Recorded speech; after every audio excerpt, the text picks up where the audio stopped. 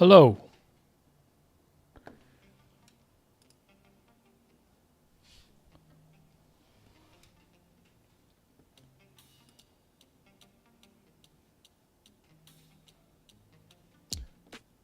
All right. We are live.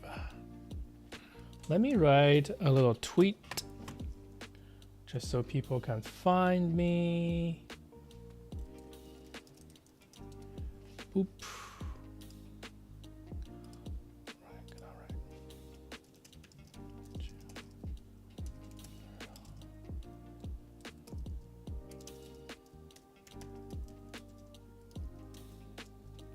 Not sure whether I should post my Twitch or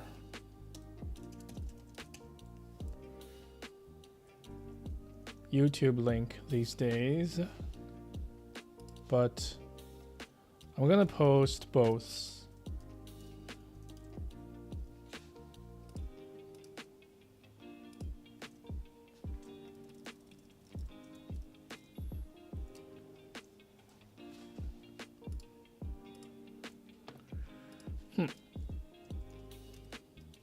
Okay, sending a tweet out. By the way,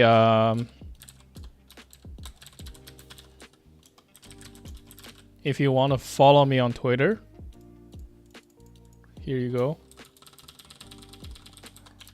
Otherwise, I don't know how many people would come and watch from Twitter, but whatever. Okay. What am I working on today? Today I'm working on, again, EA, our little command line tool that grabs your other tools output, finds a little file path inside of it, and then put that away as information you can use later for follow-up commands. I find myself use it all the time since in unexpected ways too. That's the kicker. It's like I will often have a realization after the fact that, oh, I really need the information, the file path in some output of a command line tool. But oh yeah, and also I can do it totally. Use my new tool EA. So yeah. Yep. So it's at github.com, d1 my name, and EA. Yeah, you can probably see it here as well. So but before we begin, I want to set up this tool. This is another Rust project that I did 2 years ago, as you can see, but it's a little utility that helped me organize my stream. So let's just give it a little clone here. Yeah. I'm pretty sure it will just build, right? Yeah, let's just build it with a release. Is this how you do release? I doubt it. Should be like something like this. Nope, that's Swift.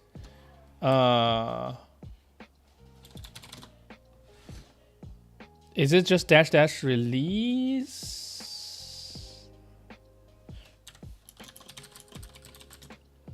Yeah. Okay. So, I think it's public, yeah, but I'm not publishing this or expecting anyone to use it. What changed here? Interesting. I mean, sure. Let's check all this in.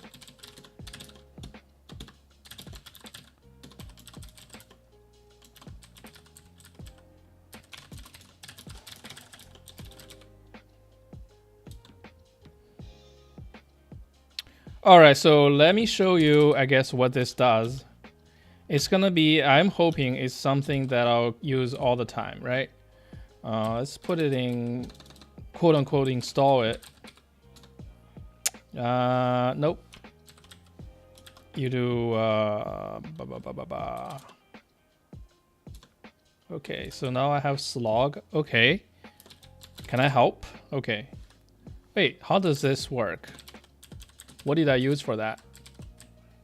Oh, I used clap. Beautiful. Yeah, it's a 200 line of Rust.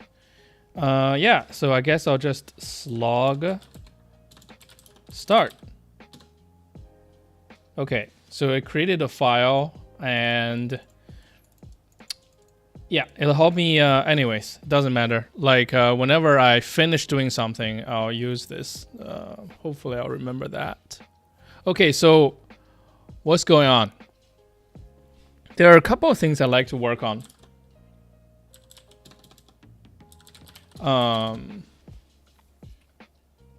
Yeah, so first let's look at this.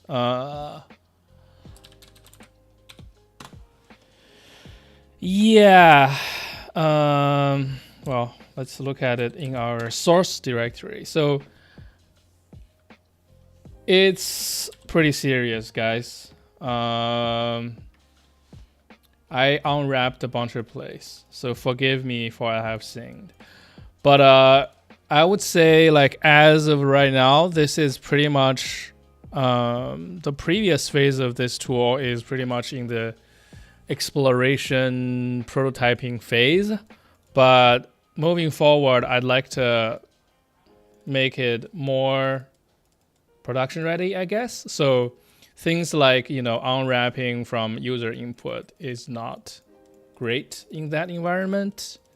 So that's the first thing I like to do, is kind of remove some of these unwrap. It's not all unwrap. I guess the better way to do it maybe it's just search for the open print, right? Yeah, there's a bunch of instances. Some of them, these are okay. For example, this regex using, you know, it works once, it will work forever, right? So that's fine. Some of these are very questionable. Yeah, so I'd like to handle those. Yeah. So the unwrap, I guess you need to kind of target it, right? Like some unwraps are fine, others are less fine. So what do we do? Unwrap. Does that give me the quick toggle? No? Okay, I need to fix my Vim config to handle that. So let's just do it this way, shall we? Oh, actually, you see, because I used my tool EA to wrap ripgrep, all these references have this jumping on point, right? They're annotated by these numbers. So let's say I want to look at this line, then I just do E2, and now I'm here, right? Here's the unwrap. Yeah, so let's just jump in. So this function, right, it takes some bytes and then it returns more bytes. And the first thing it does is convert the bytes into strings so that we can,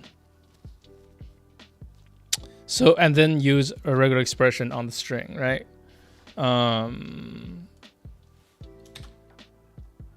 Yeah, so today, to remove these unwraps, a lot of it is like making design decisions or analyze the situation and see, oh, what is the, you know, scenario where the unwrap fails, right?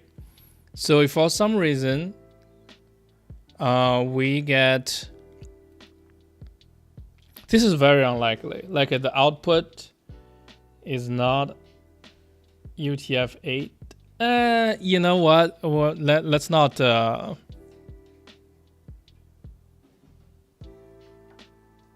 Yeah, we're assuming the input is UTF-8. First of all, is that good, right?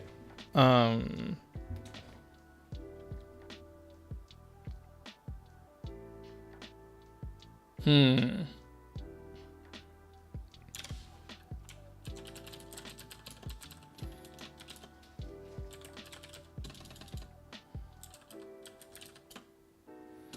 I don't know if this makes sense, but let's take a look.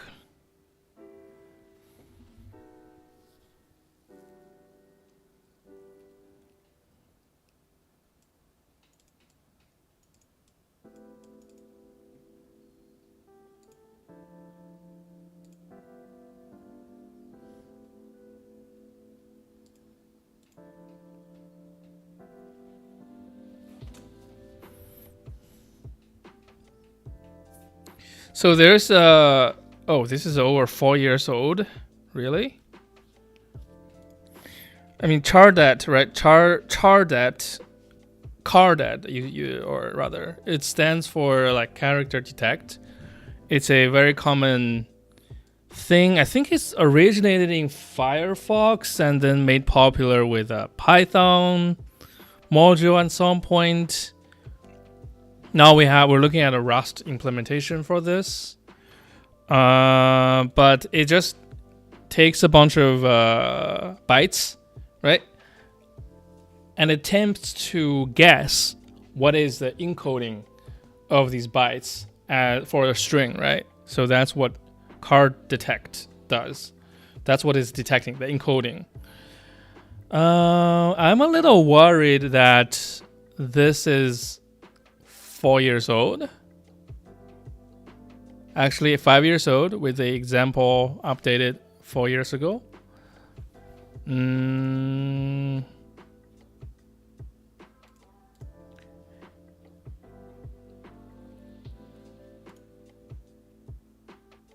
Yeah. So somebody just put it up and forgot it. Also, LGPL is a little yucky, but whatever. It is still being downloaded a bunch. Not a whole lot.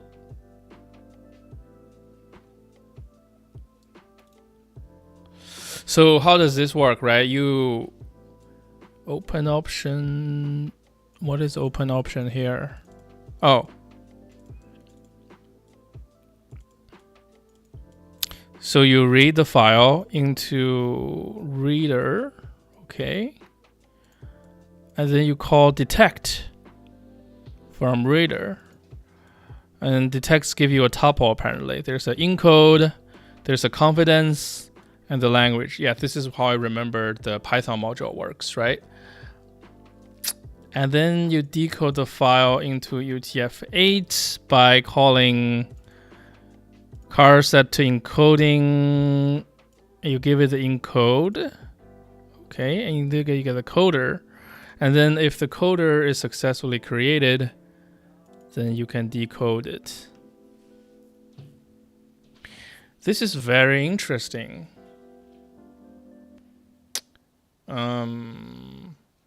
You see, ideally, right, Cardet should be like super popular. Everybody should be using Cardet. But I think it became less popular because of web programming. See, the Python version is like 5.0, right? There's 5 major releases for this. But yeah, see, they use it mainly for web, right? You grab a stream of bytes from a web page, and then you try to detect its encoding, which makes sense because, you know, web page encoding is not highly standardized.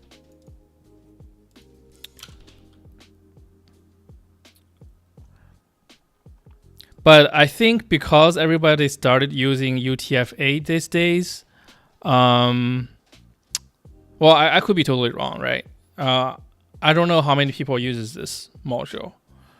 Back in the day, it's like you can't do anything with user input without trying to use this.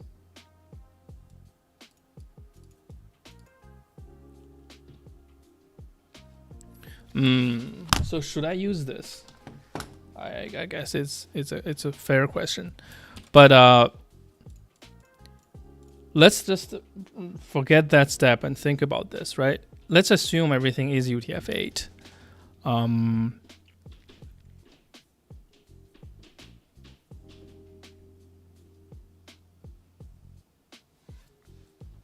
Then what do I do here? If the encoding fails, we should just bail, right? We should just bail. So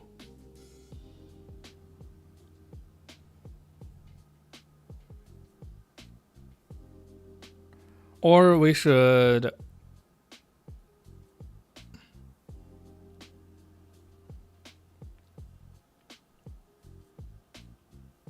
we could just preserve the original output and add some stuff towards the end.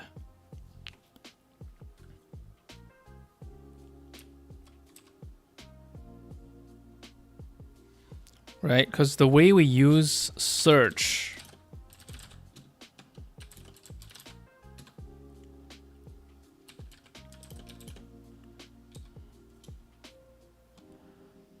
is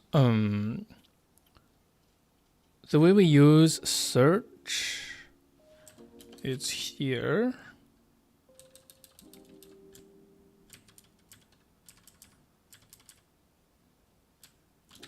We get the display and then we just dump it out, right? So that's great because we can kind of attach some string towards the end.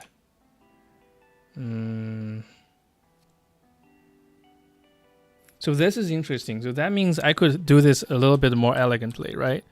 I can define an error, for example.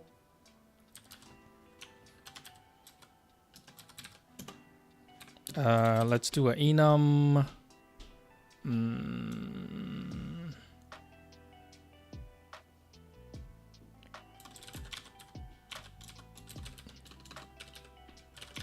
Something like this. Not search. Search is just a parser error. So we can do a parser error, right? So maybe we can do parsers and do error.rs.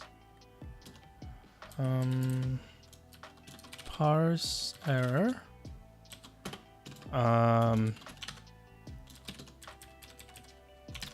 And then we need to include it in the file tree. So public mod error.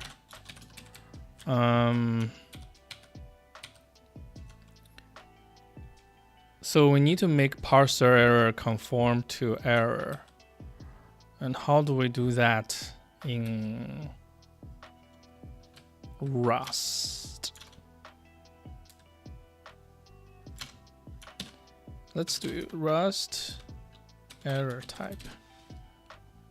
Defining error, perfect.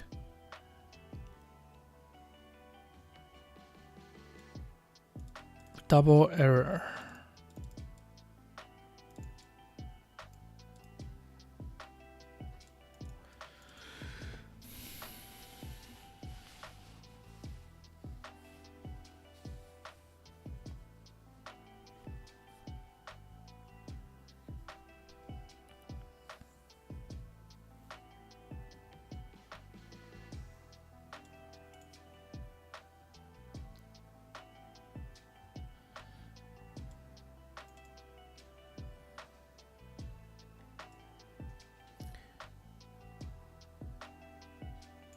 So you don't actually need to conform to a error type, I'm guessing.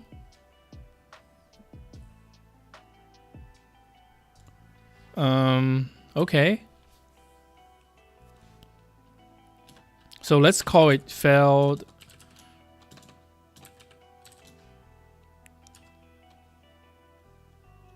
encoding or something like that, right?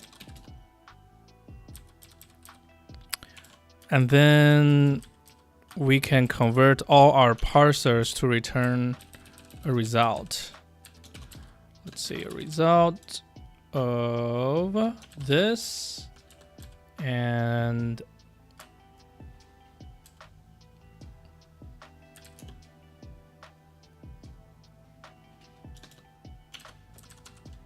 parsers. You know what? I'm gonna just throw the error type in the parsers thingy because we already use it as a namespace anyways. So we can get rid of this, right? So something like this. Is this Rust the game? Juliner, yeah, Rust, the game of programming or negotiating with the compiler, if you will. Delete the current node. Yes. Okay.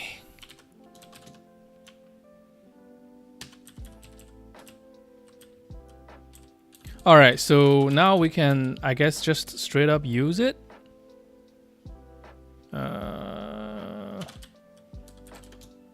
Parse error.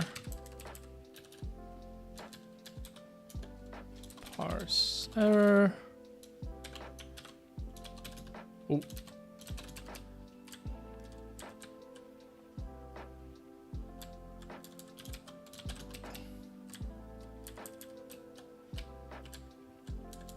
Ah. Okay. And then here, down here, we have to say okay. Right? Okay. Boomer. Okay.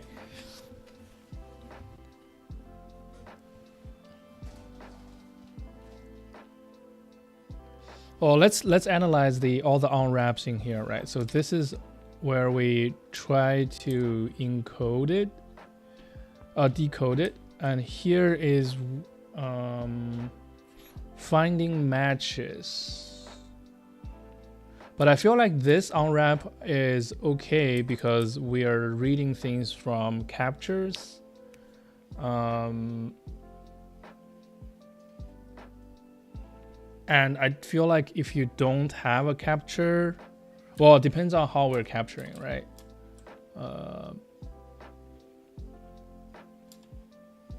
But this capture surely is okay. Yeah. Because it's not optional.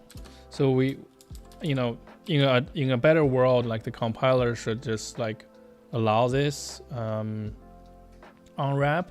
But here we are like taking over the responsibility. Okay.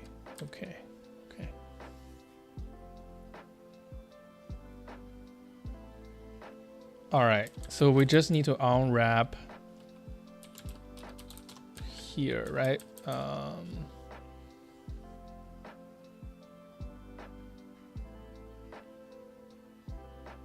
And we don't have guard, right? Rust guard. I feel like there's a crate that lets you write guard. Macro. Rust guard is not what you think. Oh my god. Yeah. Rust guard. Get a bottle of your rust guard, a bucket of it. Okay. Do nothing if the variable is missing. Guard blah blah blah blah. Else. Yeah, no, I need to. Maybe this works. The syntax proposed in this RFC was this, where body must diverge.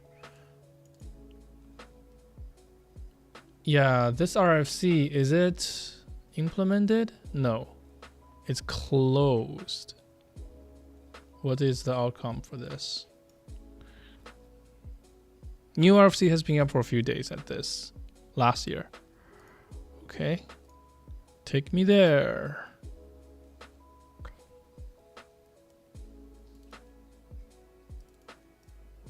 Let pattern type equals expression else diverge.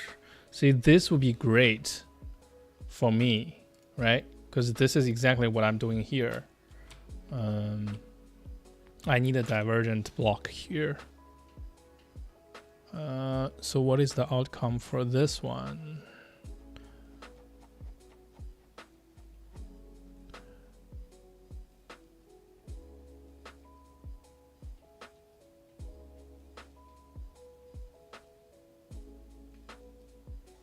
let else blah blah blah. So there's a pull request. Stabilize let else. Stable let else feature. What is the, how do I know if I can use it? Let's see.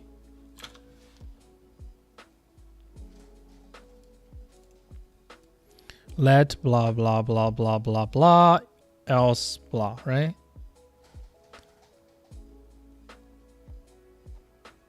Can I use it? Wait. This is merged when?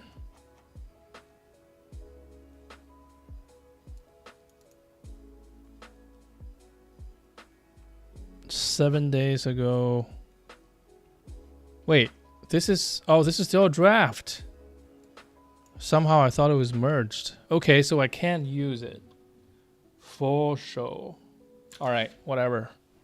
Let's just jump over a few hoops. What are you building? I'm working on a command line tool. This is a good demo of it. So when you run some command line and tool, and the command line tool outputs some paths, my tool takes your output, store it away, so you can use it later.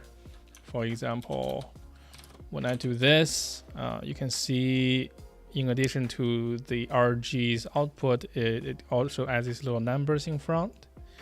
And if I want to say, like, look at this path again, I can say EA is my tool, print 15. It would give you the file path. So you can do things like open it with whatever other command you want to work with it. Or in my case, I also made a shell alias so that I can quickly open it here like this.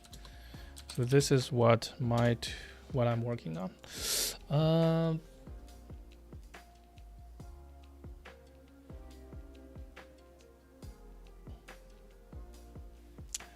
Yeah, so right now I'm trying to make it a little more production ready by getting rid of some unwraps. Yeah, so I guess we'll just go do it like in a sort of a painful way, because I don't have language level support, right? So I can do, maybe input string is this.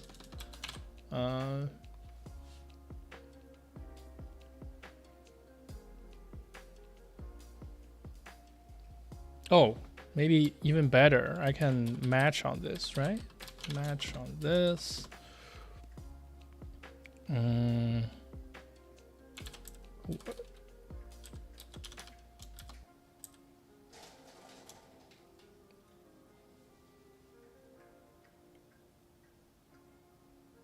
Wait.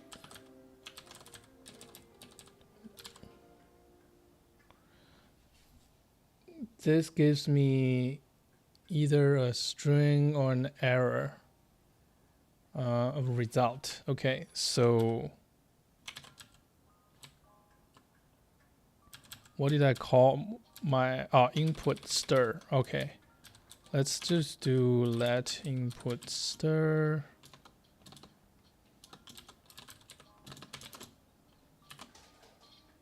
It's a string. Is this how you do it? Okay. So if it's okay, input, then input stir is input. If it's wait, what's the opposite of okay? Error? Okay. Doesn't matter what kind of error.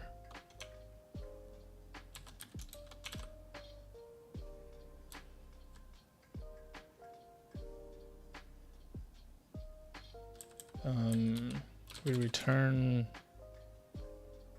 parse error failed encoding.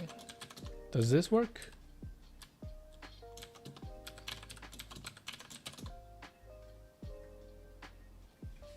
Try wrapping the expression blah blah blah blah. Oh, yes. So this will be. I feel like there must be a more idiomatic way to do this, but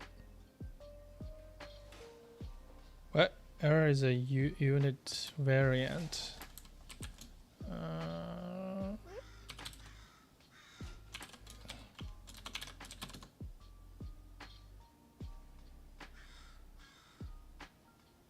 Blah blah blah blah.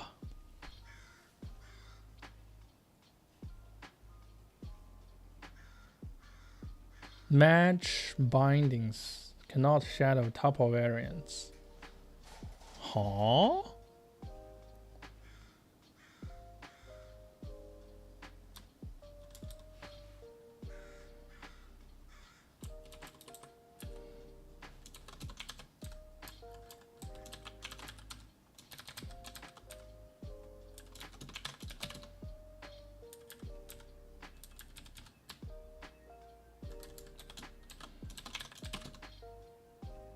Okay.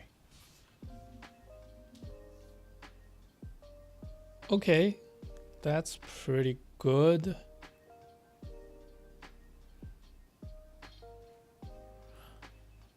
I guess.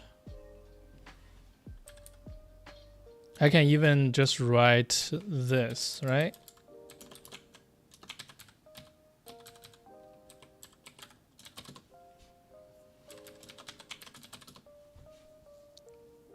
Okay.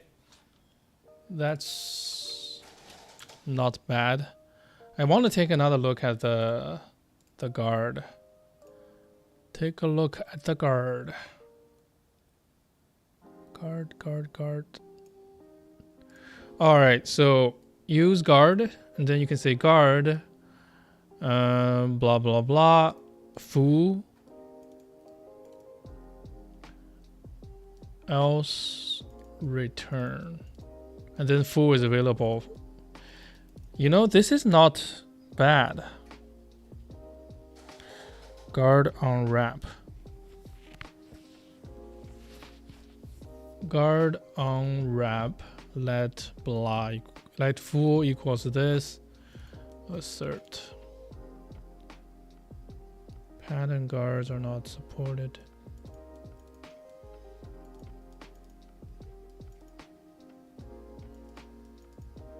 Wait, what? Match a pattern bind is called panic. Oh, you just straight up panic?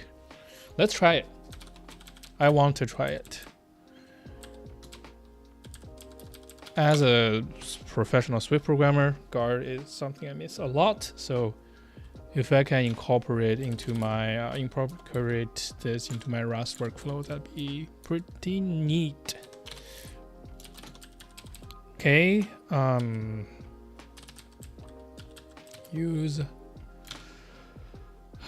guard.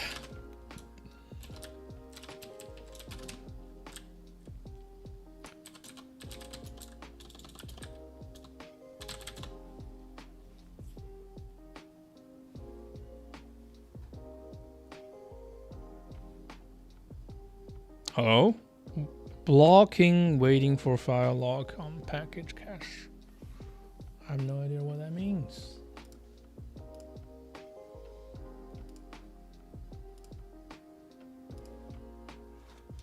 Okay.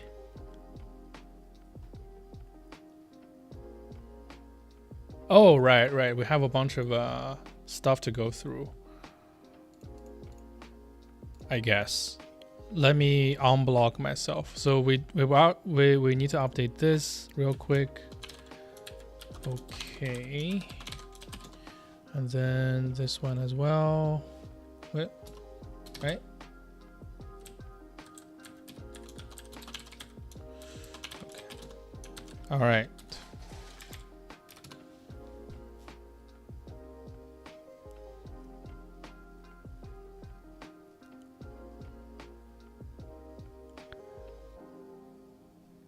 All right. Course result.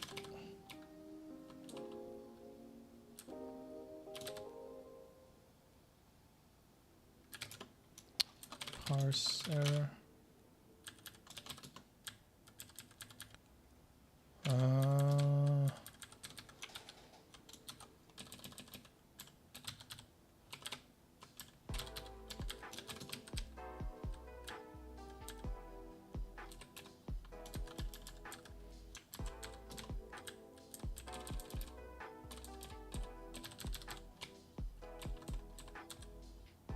Yeah.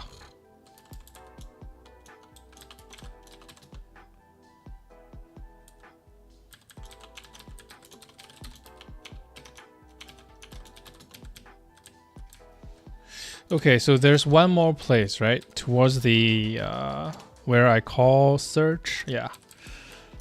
Run.rs. Where is that?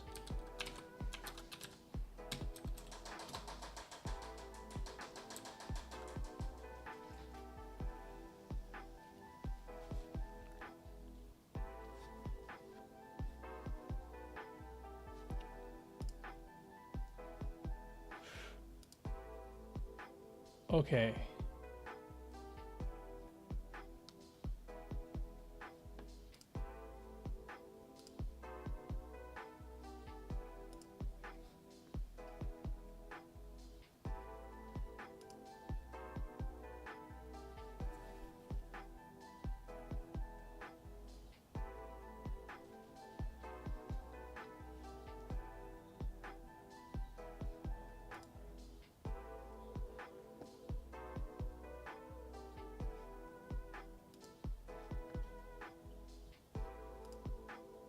Sorry, got a little distracted. Yeah.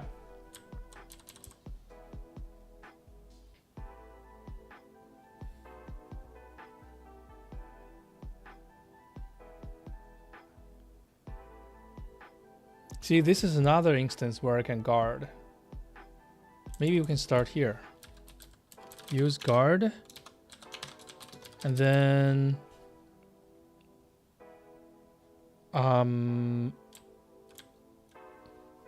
I can say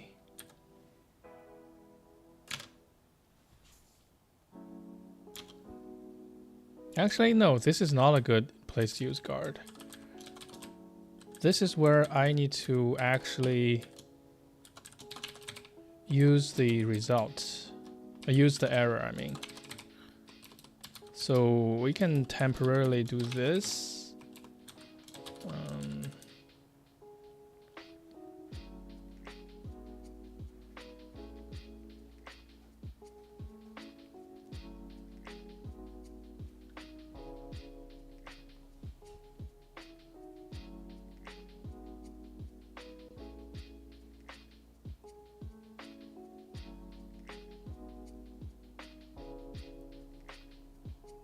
Oh, no.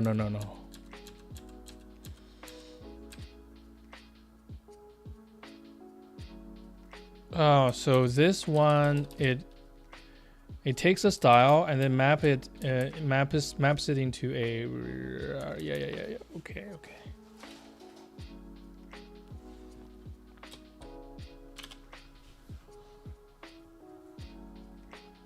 Yeah, error handling, interesting.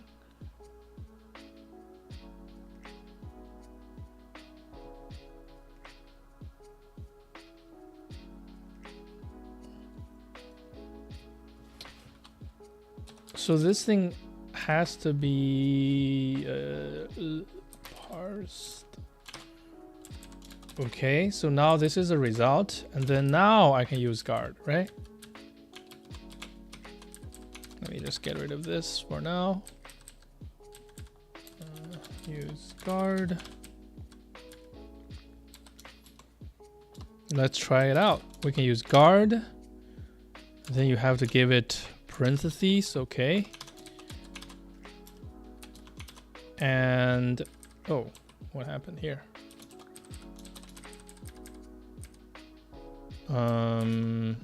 What are we guarding? We need the display and locations, right? Guard let okay. Display location is parsed.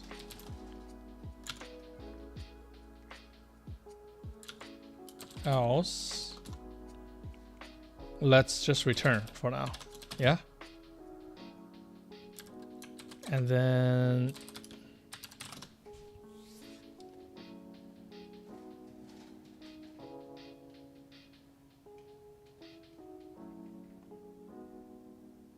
that didn't work.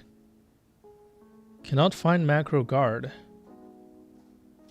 Guard is imported here, but it's a create another macro. Then how am I gonna use it? Like this?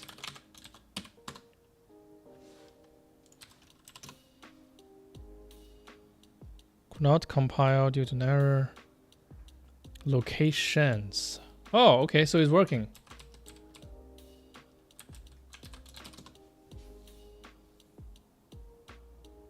Parse error is private. What?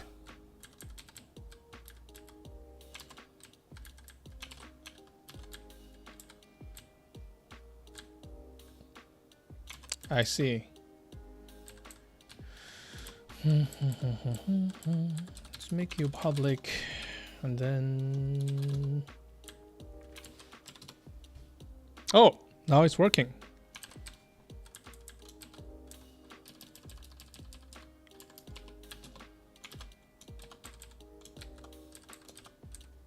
This is gonna take a little bit of getting used to, but it is pretty cool.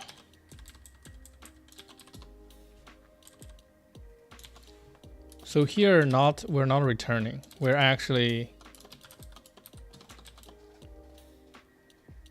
print error.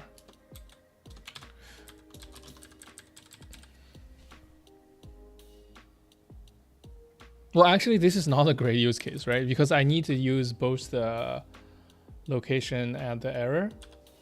So here, instead, I should do that thing I did earlier and say display locations is a match, right? And then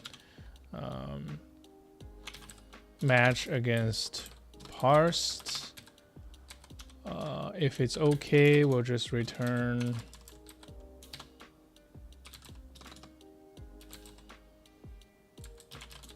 result. If it's error,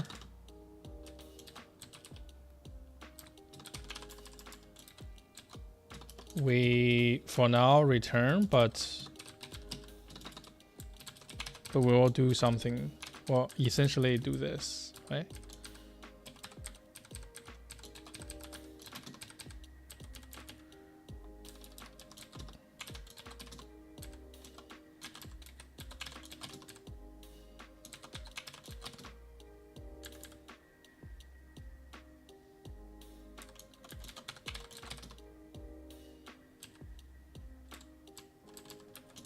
Oh. Use a comma to end a match expression. I see. Oops.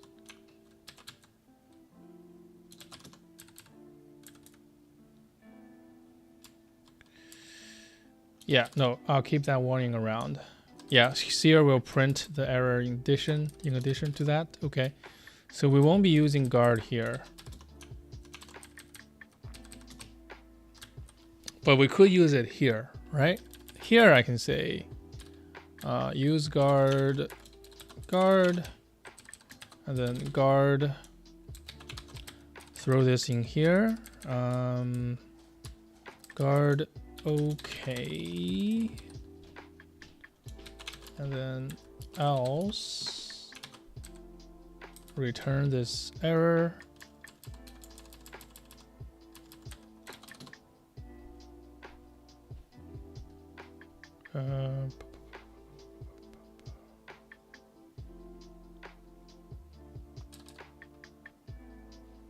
Cannot find value input stir while parsing this expression. What do you, okay, elaborate. Oh, it's because of this. No?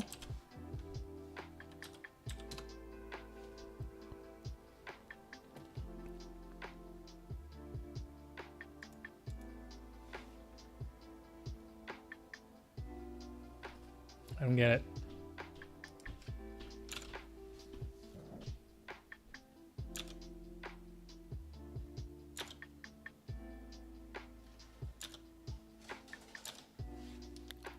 Let OK full. Wait. Let OK full equals this, else return.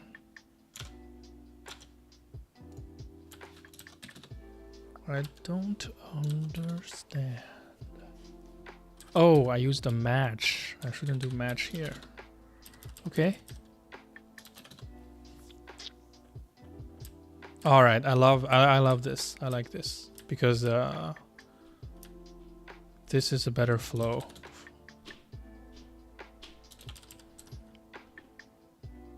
Okay, I'll just copy paste this line of code everywhere because it is used everywhere. Guard.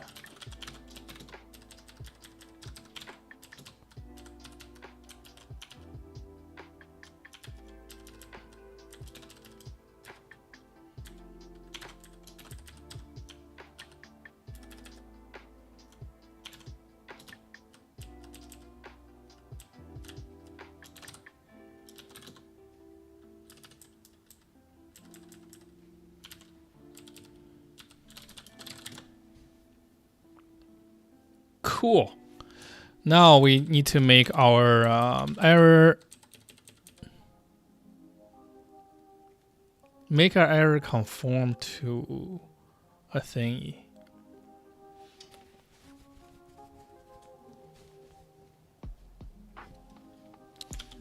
So this is interesting, right? I want to if the encoding fails for some reason,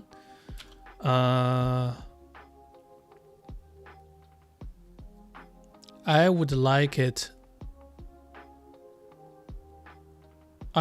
to print out the original command line output because that's still useful. And then at the end, we'll add a new error. I guess we'll just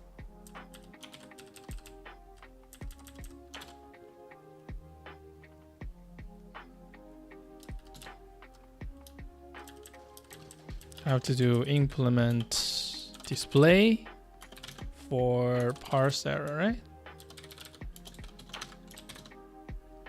Cannot find display. Where is display?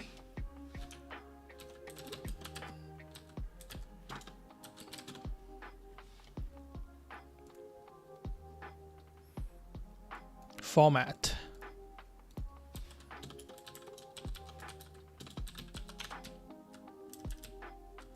And then let's implement format display. And then we need to implement this method. Says self and then formatter. Wait, what? Let's copy this.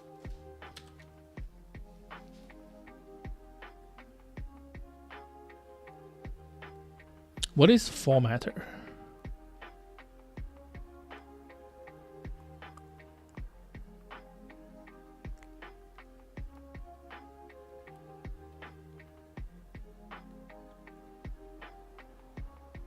Not sure. It's derived from debug.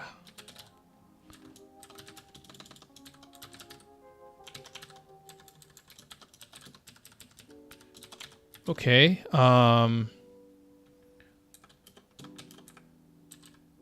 Format.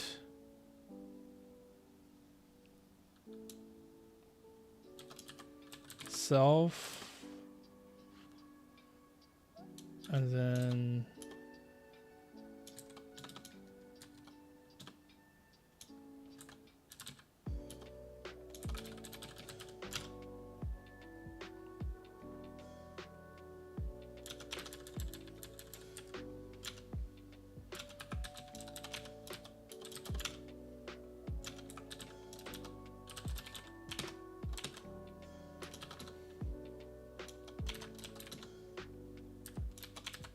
Cool. And now we do what?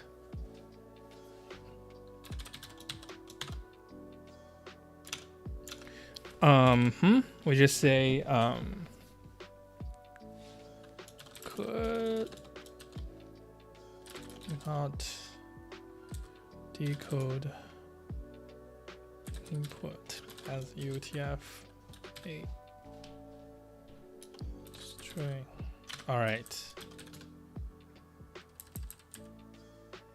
Missing tokens in blah blah blah blah. Aha, I see.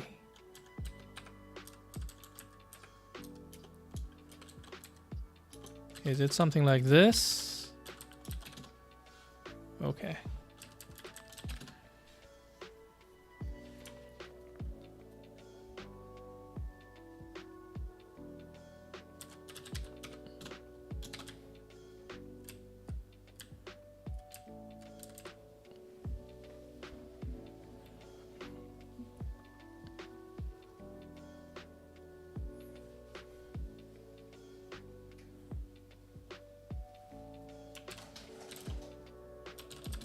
So where do I detect the ATTY and the color and stuff? Style. What is style?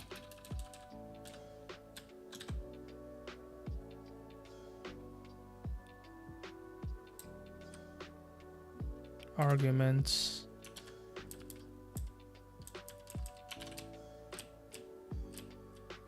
Execute. Oh, here we go.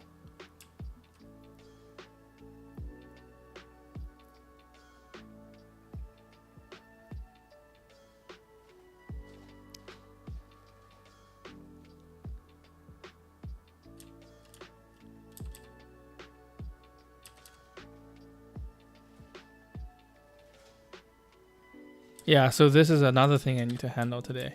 This expects. But for now,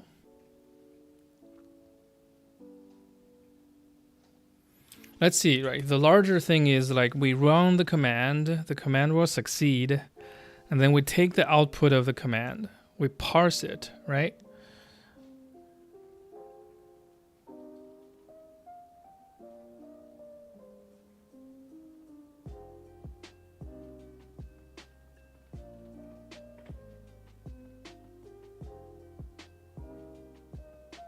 So at this point, the command has successfully executed, returned some output, and we take the output as bytes. Wait.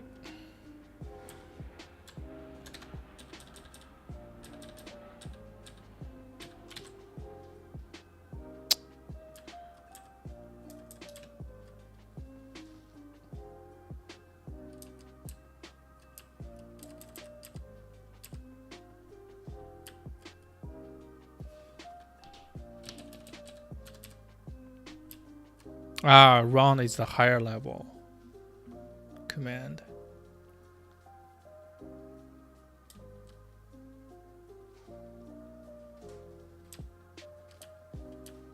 Yeah, run calls execute, right?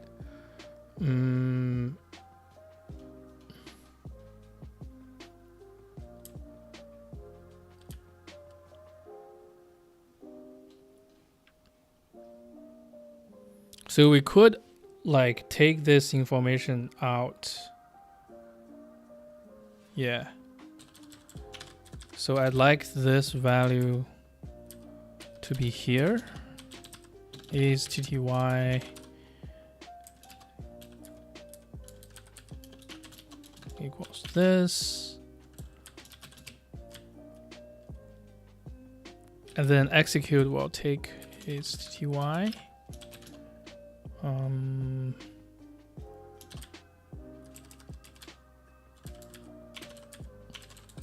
Is TTY is a bool, and then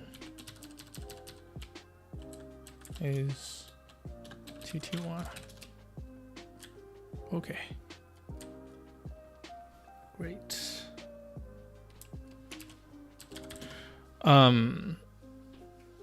Now I know whether this is a TTY. I can choose to color my output, right?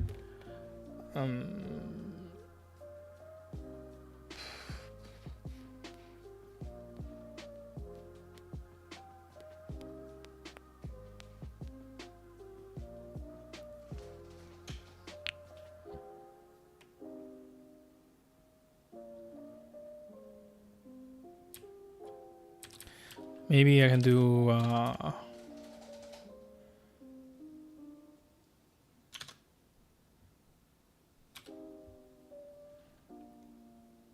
format error. I'll take a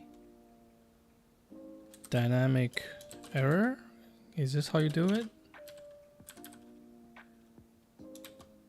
And return a string. Yeah.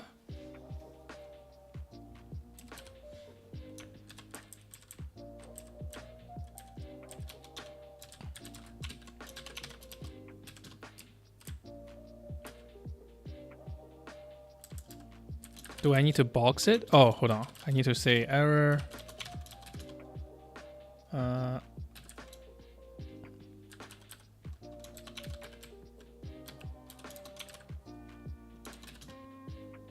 Wait, how do you do Rust?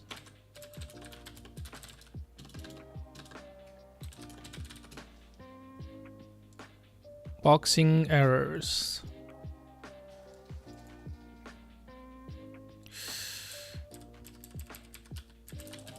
Wait, not import, but use standard error. And then we say error.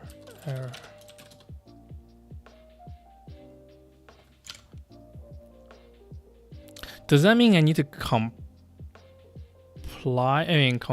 to an error?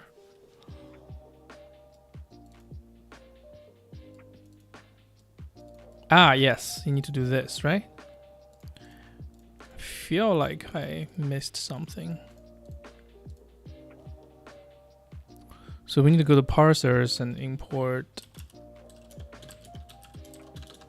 error here. Oops.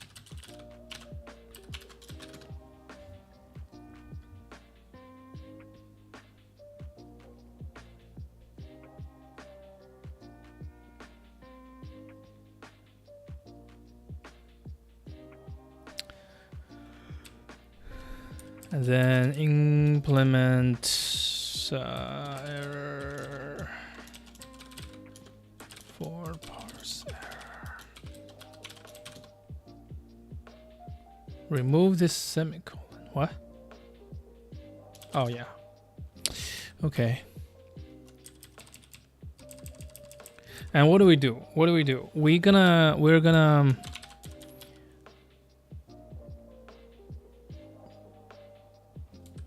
print, not print. We're gonna write this.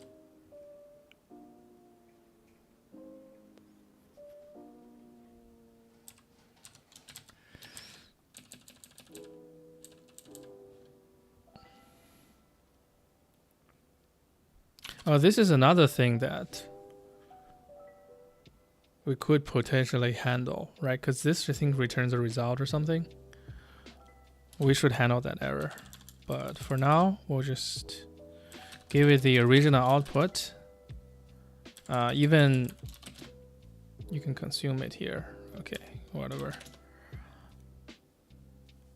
And then we do eprint line.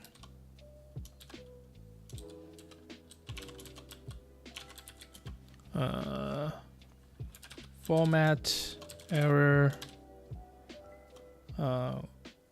error.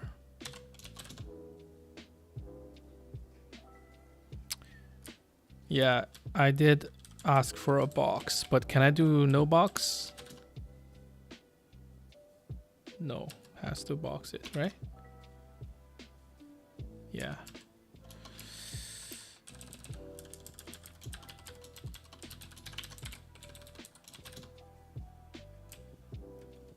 Cool. So we also need to pass in is tty. And the reason for that is I'd like to add some color to the error if I can. All right, so we have an error.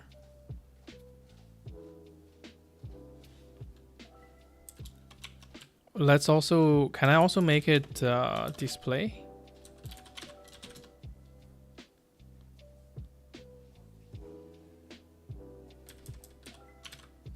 Use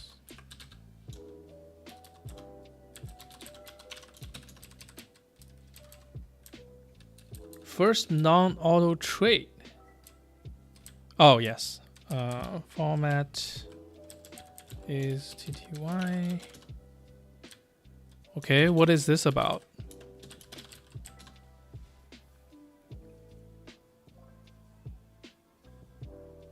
Consider creating a new trait with all this blah blah blah blah. Instead, only auto trait can be used as additional trait in a okay.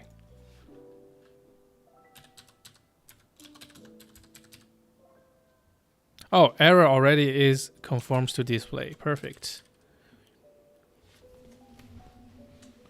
All right, so we need to return a string here. Easy. So if is tty, what do we want our error look like, right?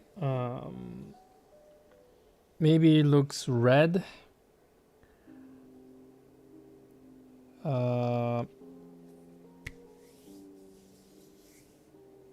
Yeah. So maybe something like format, then EA, and then the actual error, right? Error conforms to display, and then else we do the same thing, but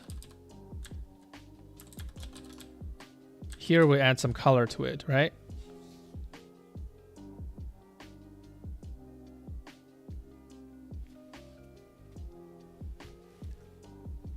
What should this look like? Maybe I make the whole string red. So there's a bunch of instances where I do that, I think.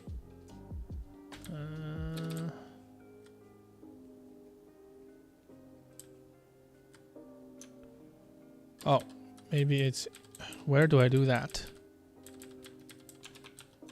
Let's see.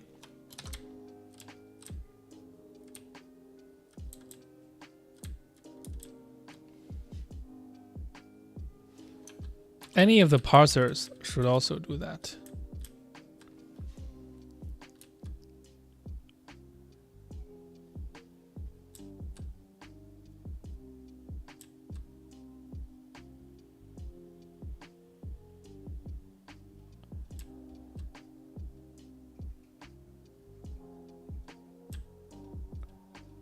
Hey, how do I add color here?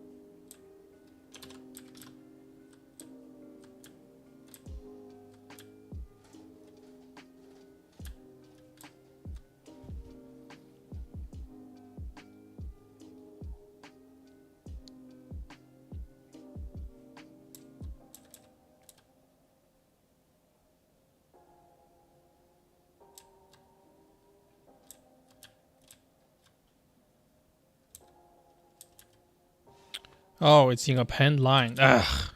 Yeah, here it is. Finally. Yeah, so you reset it to nothing. And set it to red. Like this. And then you set it to nothing afterwards for good hygiene. Okay, so in run rs, we do the same thing here, right? Except we do it for the whole thing. And then also this.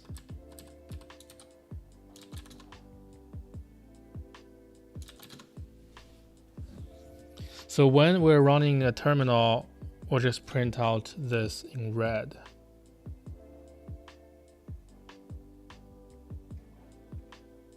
And that should be okay, right?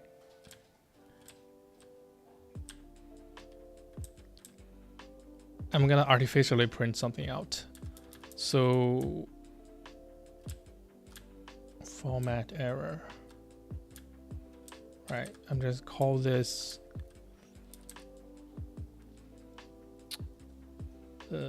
here. And then we won't have an error, but we'll just call parsers, parse error, failed encoding. Failed encoding. Yeah, let's give it a little test. Yeah, cargo run. Oh, I need to add the default thingy. Cargo default run.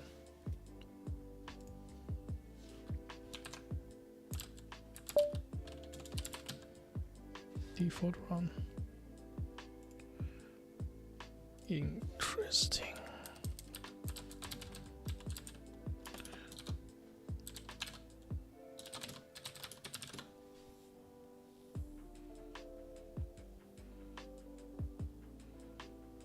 Right.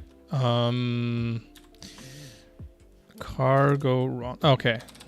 Fine. I won't use cargo run. We'll do this. EA run linear FD.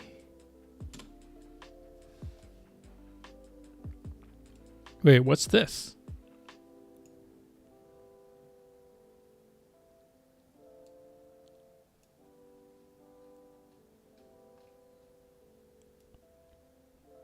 Huh?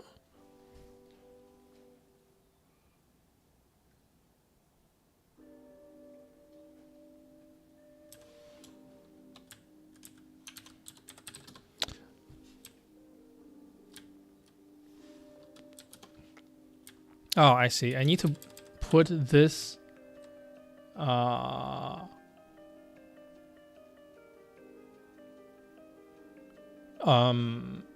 here. Right? I only run this in the parent process.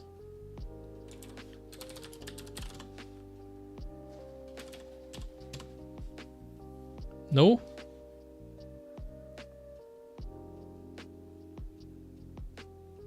Oh.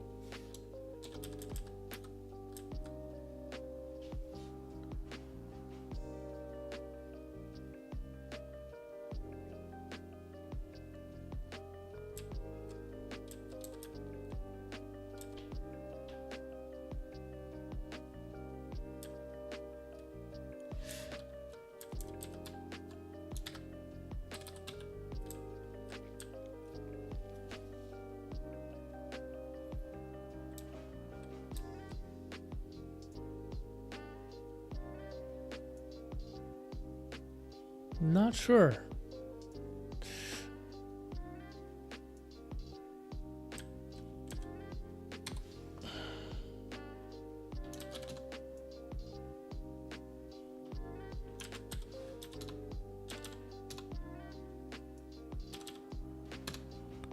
Why is this considered part of the input?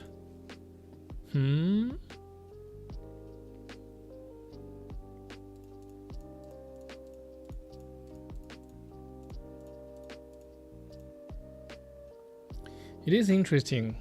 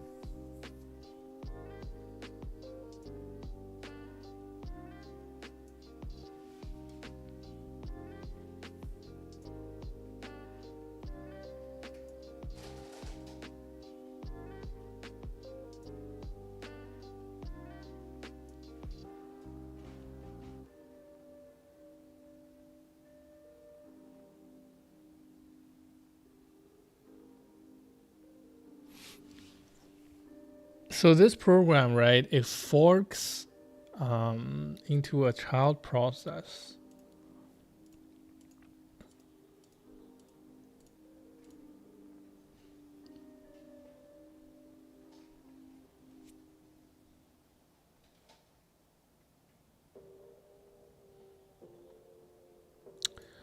So what's happening here is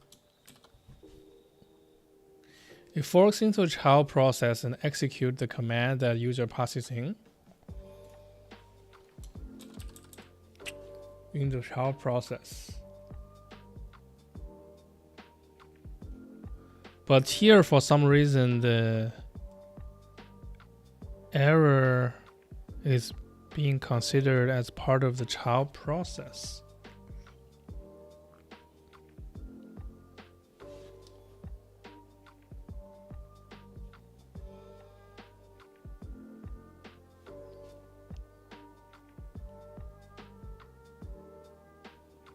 Is it because it's printed into error?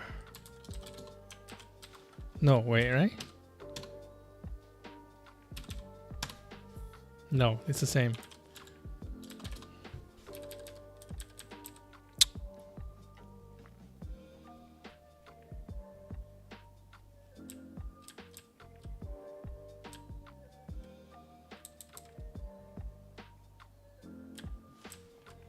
Maybe I should do IO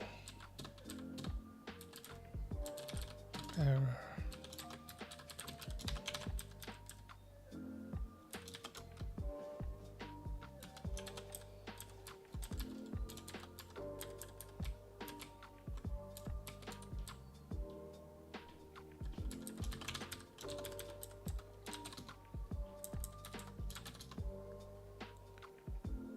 Oh.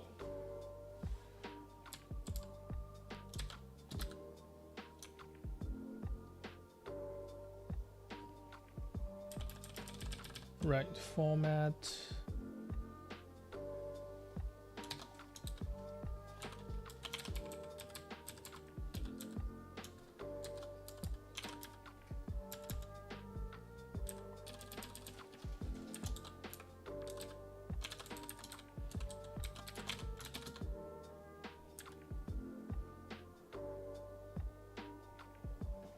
No.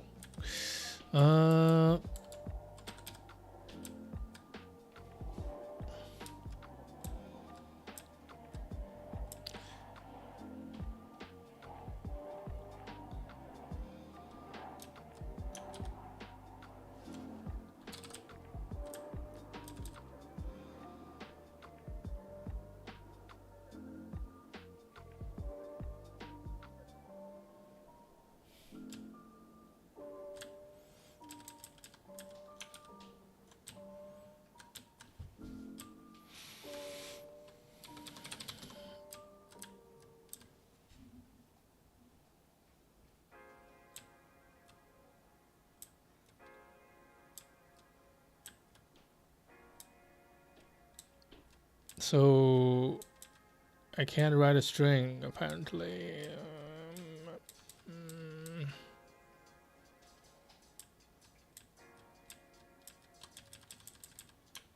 What a mess.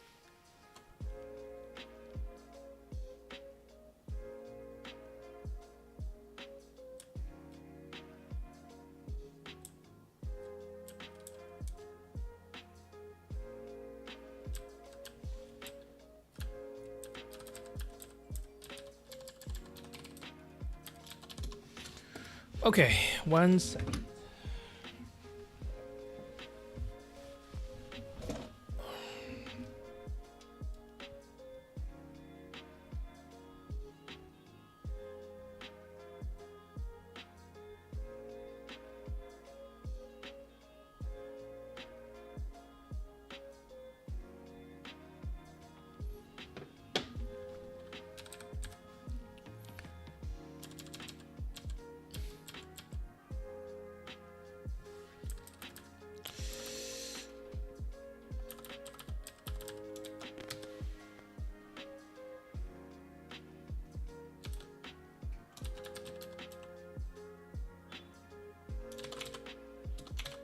Oh, that's easier than I thought.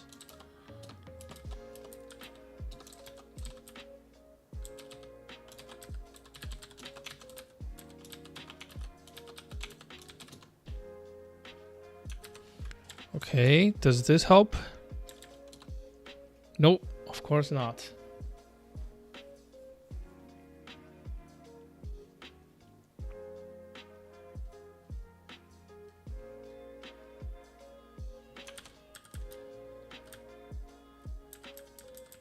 What if I do it later?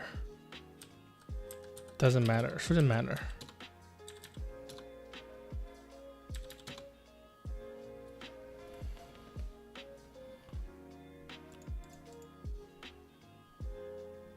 Isn't that very interesting?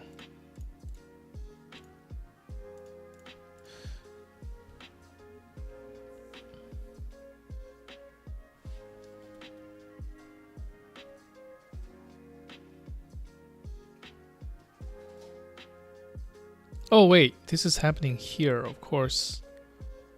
So I really should... Oh, that's why I am writing it twice.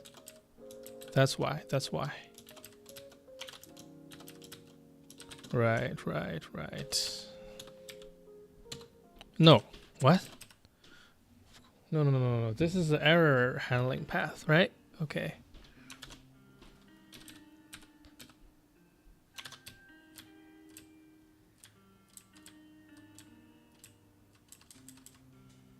I can also say let display equal to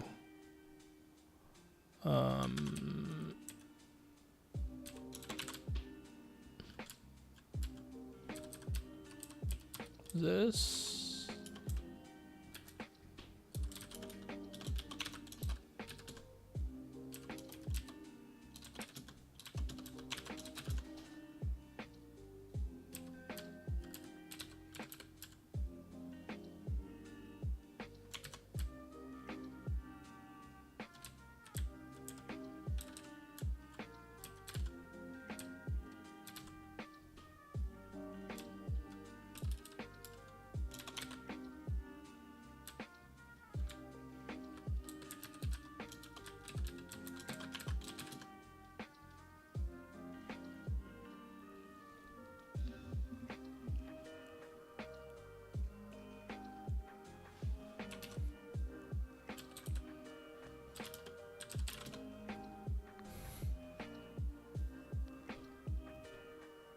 Cannot add this to this. With how do you concatenate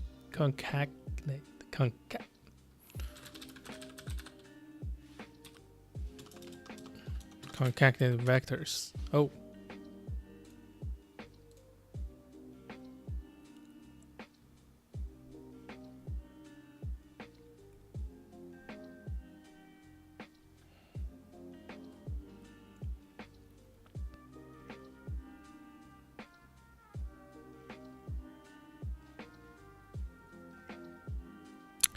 So you have to mutate it. Or you can chain and collect.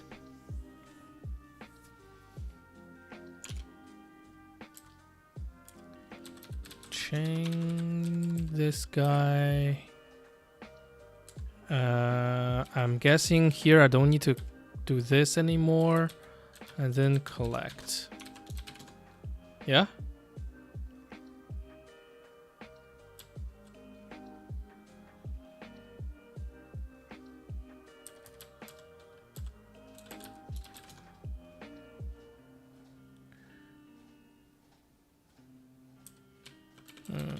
Here let's say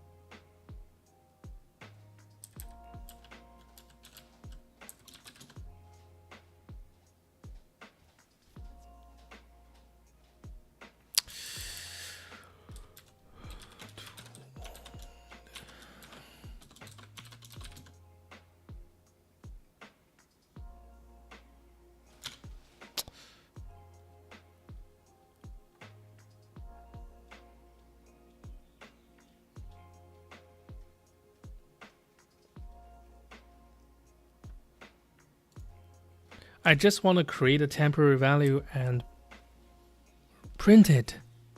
Please. The size of the value of vector is unknown. Size is not implemented. Please.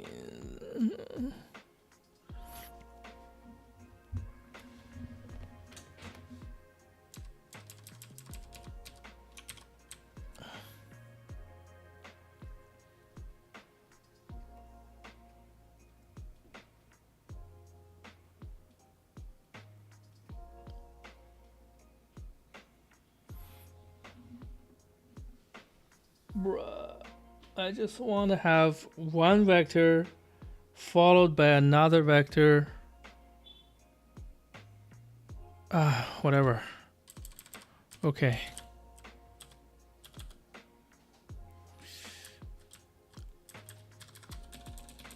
Okay, Bob.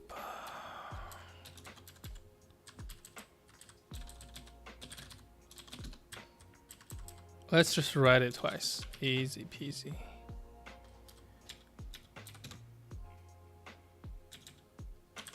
This, by the way, should be the error itself.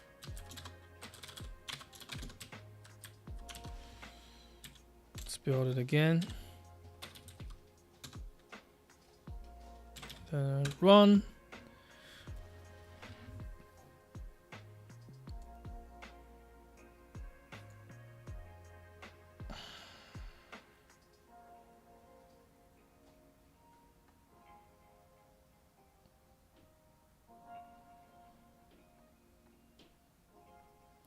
I don't understand.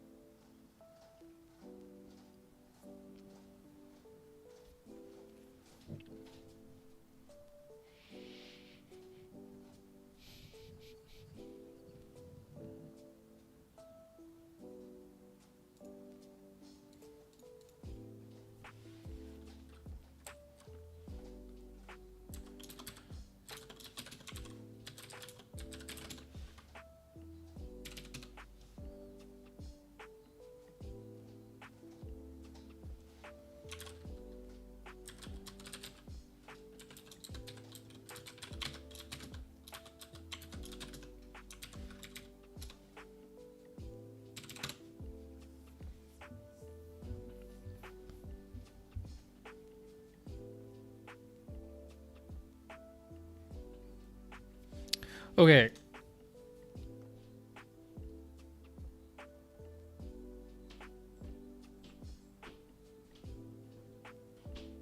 I mean, this has to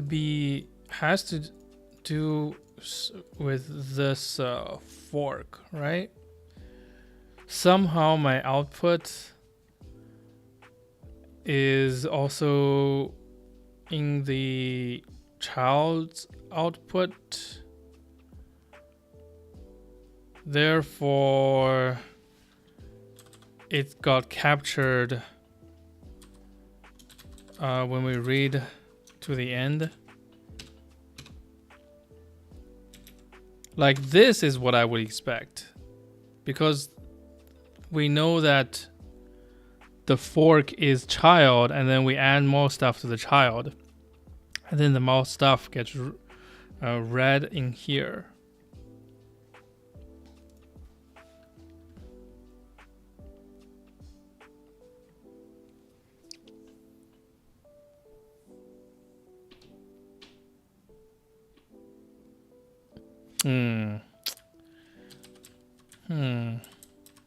Let me read the documentation, Rust PTY. Let's read the docs a little bit.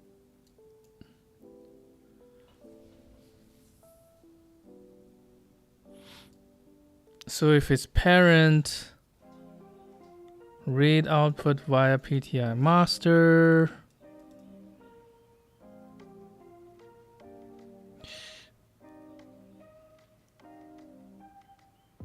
I mean, that's pretty much what I'm doing here.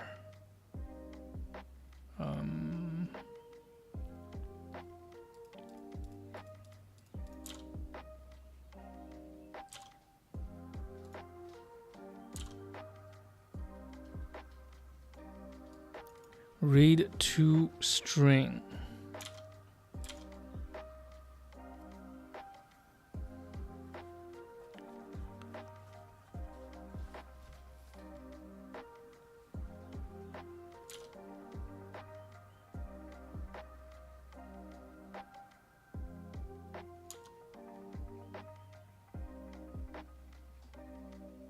The only thing I can think of, right, is the fact that output is scoped differently.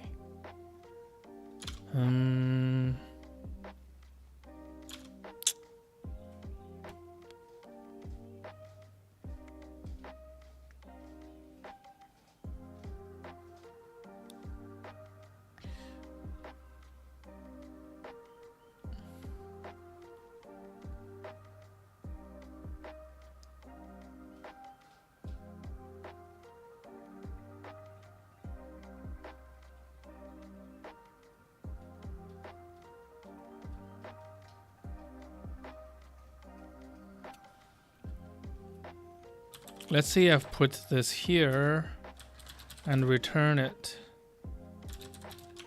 right? Actually, yeah, and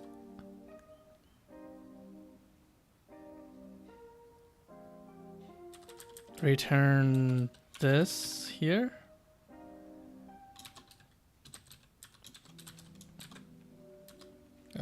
I'd rather do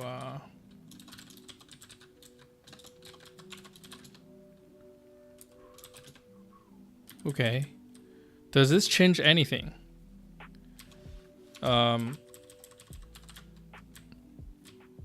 Let's do this.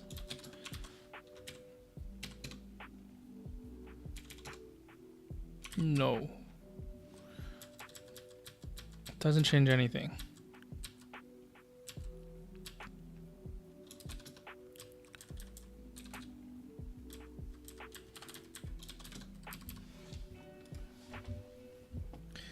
I don't understand my own code.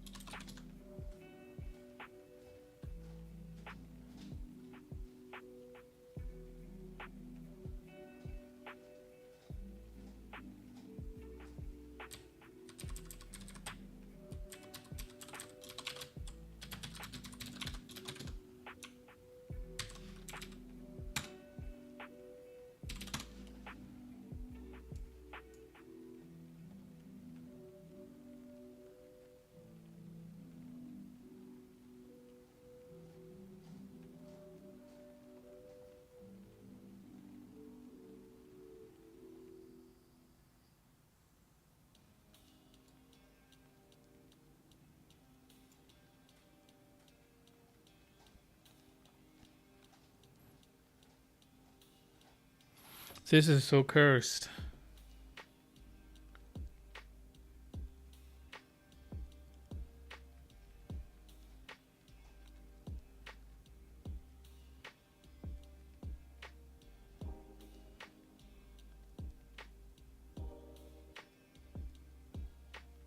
All right, so instead of printing it, right, what I really should do is to write it. Let's write it to a place.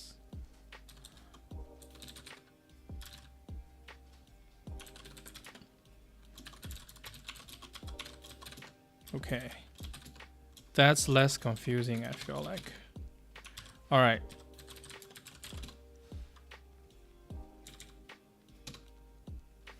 Now let's take a look at this. Okay, let's add this guy now. And what I expect is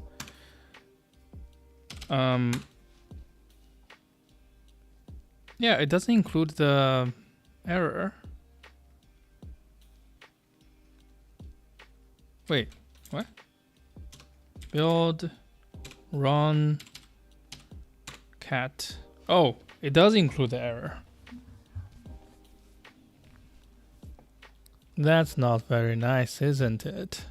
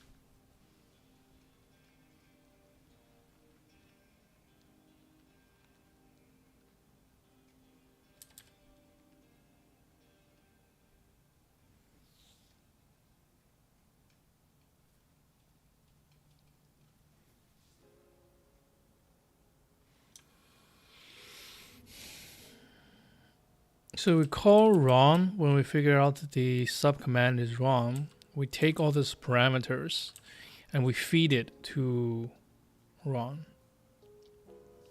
This is well and good.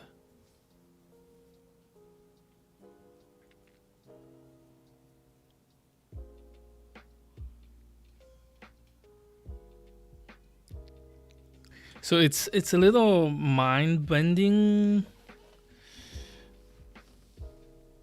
But I think when we fork... Oh, I see.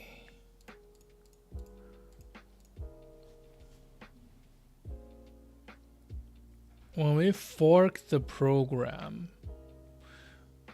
we need to exit here, right? How do I...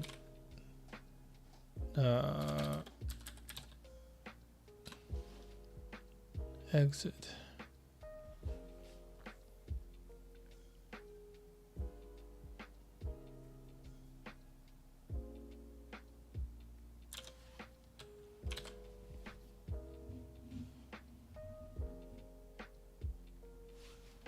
So I need to do process.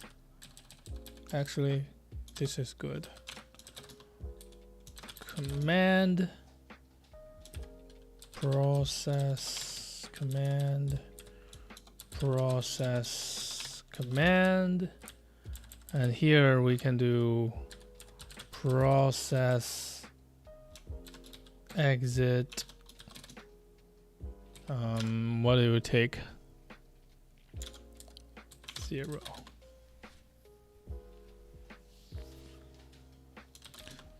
That's interesting.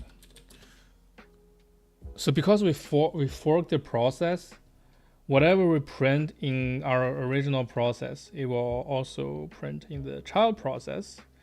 And our original process will read whatever is printed by the child process to the end, right?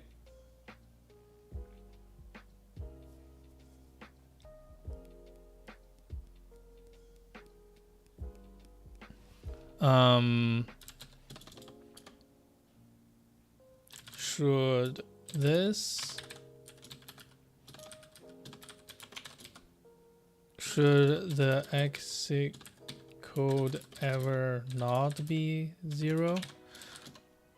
AKA, yeah, whatever. Cargo build, cargo run. Okay. What's going on now?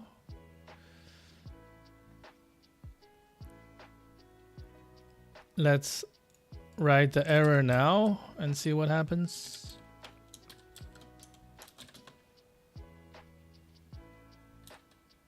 Wait, where is my standing error? Did I delete it? Okay. Parsers, parse error, failed encoding.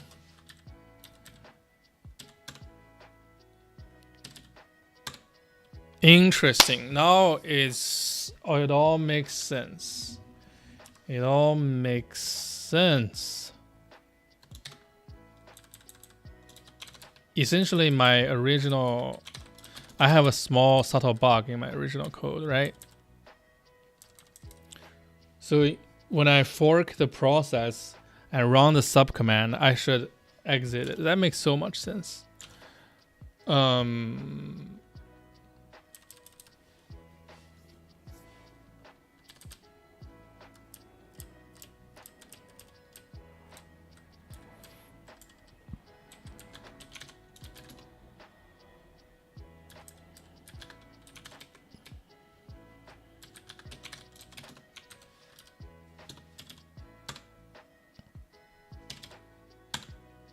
Okay.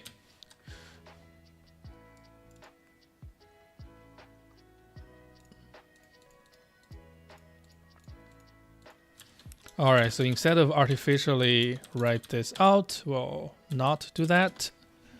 And only when we have an error, we will do that.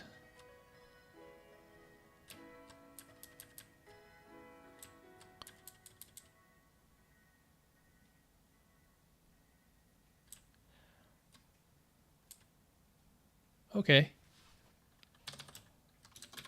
So we've handled one error so far, finally. Let's do slog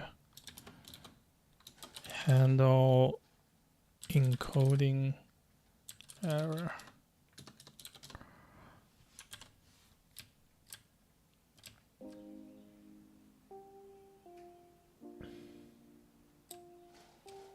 Okay, let me think about, actually, let me make a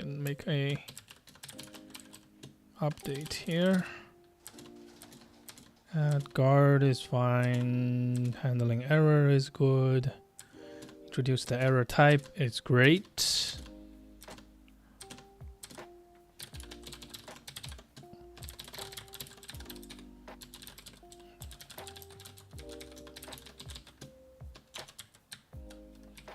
Check out.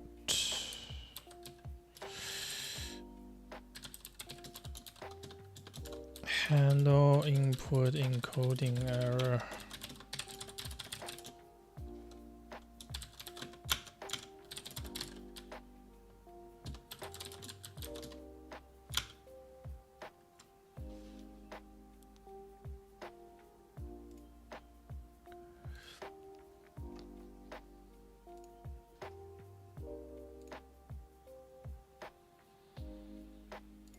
Cool. I feel like I'm learning a lot today. We use guard. We thought about, we debugged about processes, child processes, forking and stuff, and it's all good. All right. I want to think about this question, right?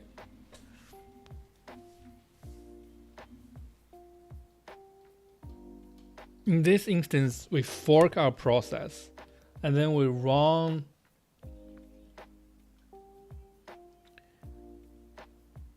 we run a command in the child process.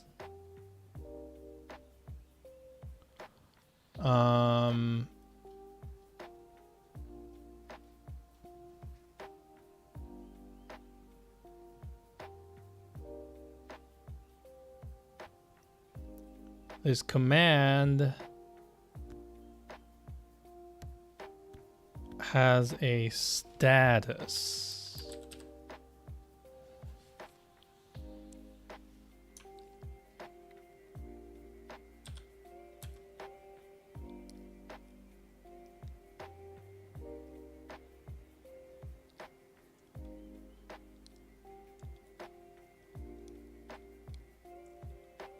What is exit status?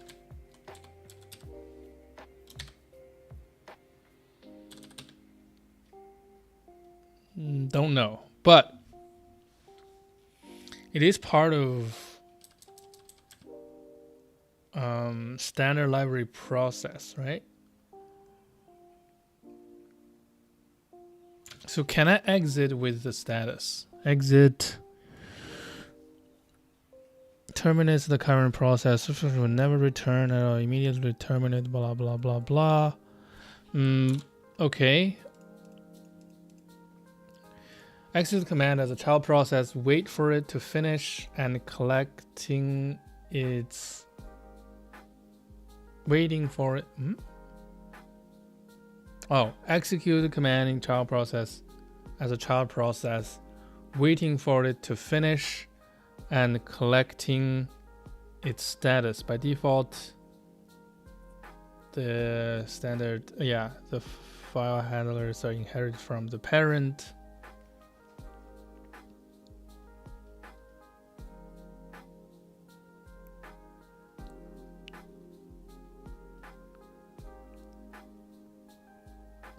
Right.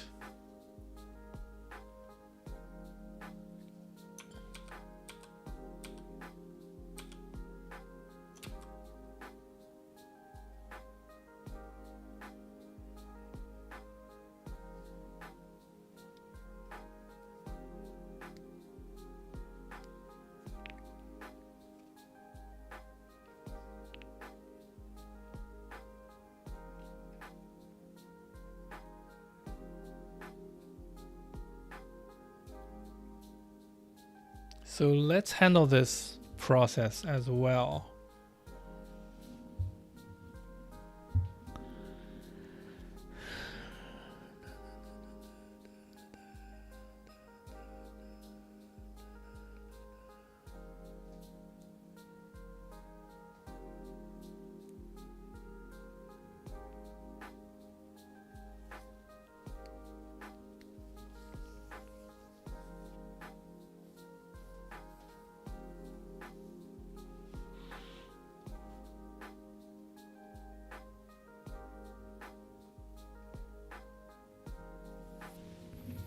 This is interesting because it involves a process fork, right?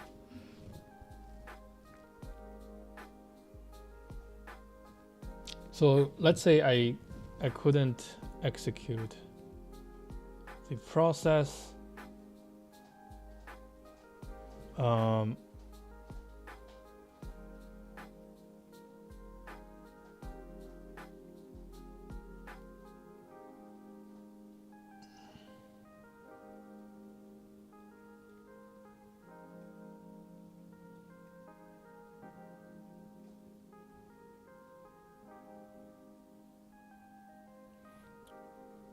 How do I signal that to the parent process?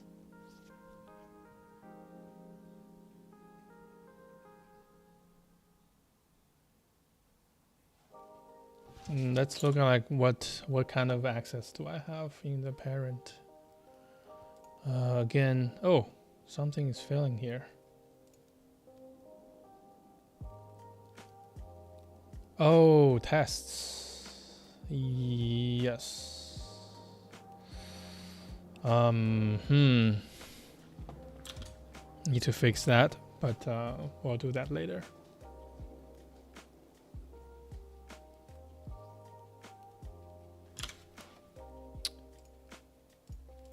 TTY.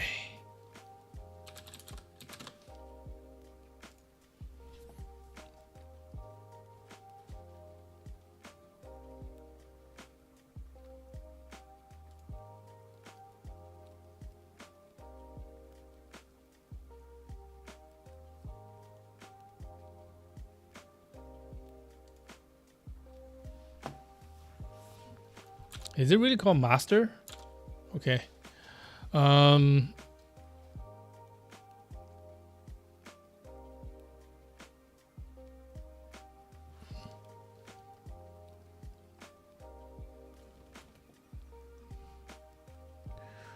Read, pull some bytes, read all the bytes, read exact, read and write.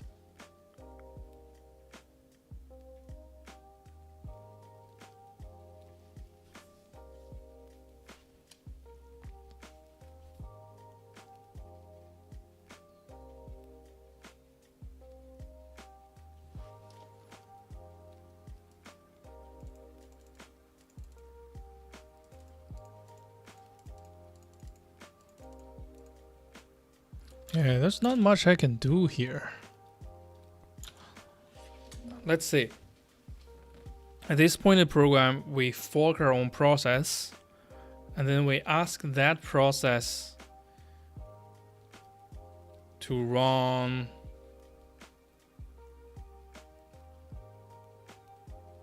This is kind of weird. Kind of weird.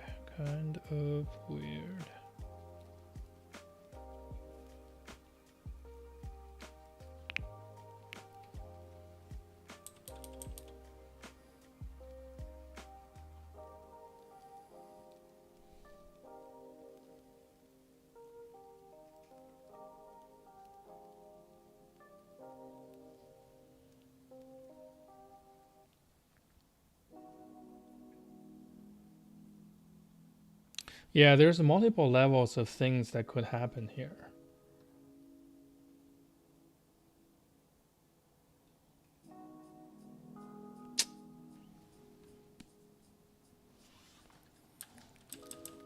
There are so many errors that's on handout here. It's mind-boggling.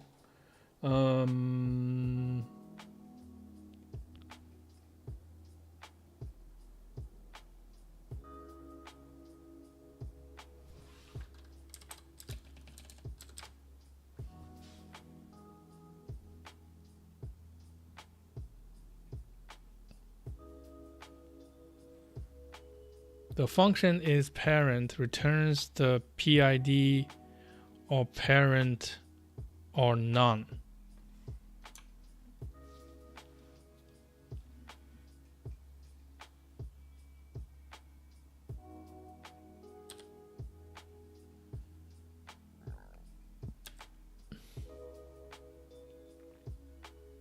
So there are three possibilities. Right, the PID, which means you're not parent.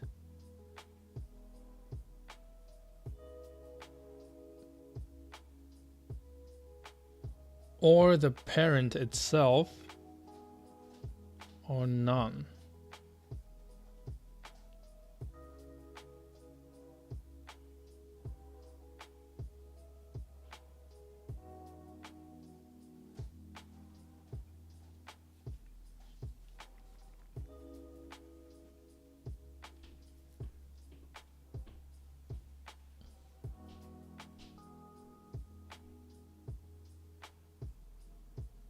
What does it mean to be none, though?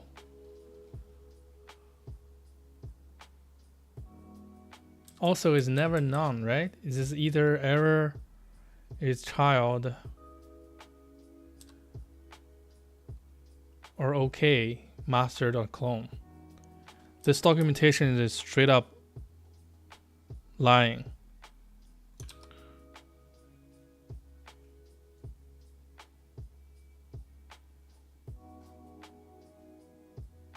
All right, fine.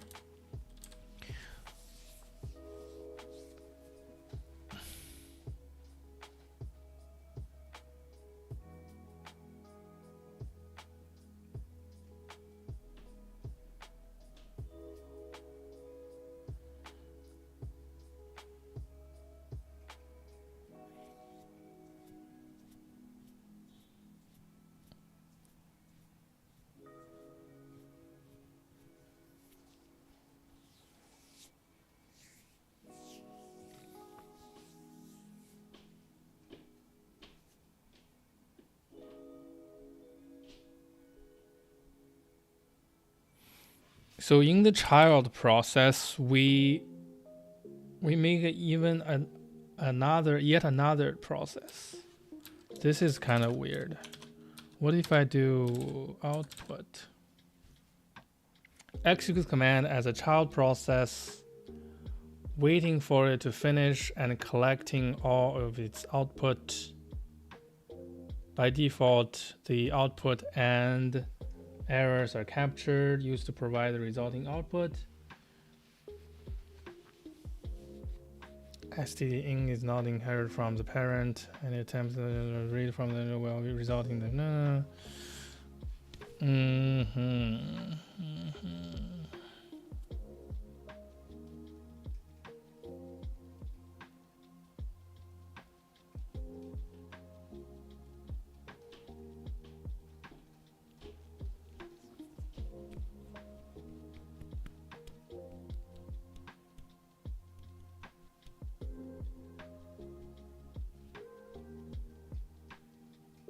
Yeah, I guess I never thought too hard about the unhappy path, right? So we're executing a sub command, and the execution could fail. The command itself could fail.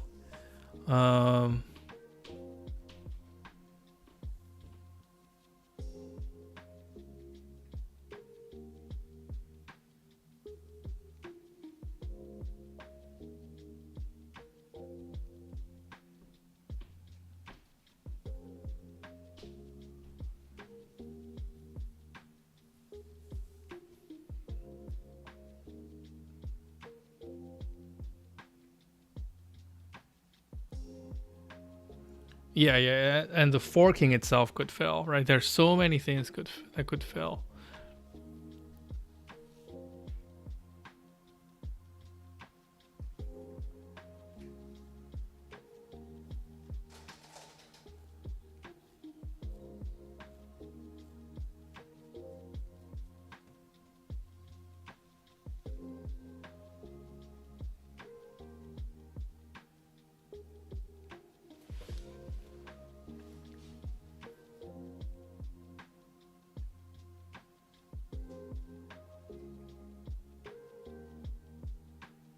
What's interesting is we're executing the command in the sub process, right? So let's say the execution itself failed.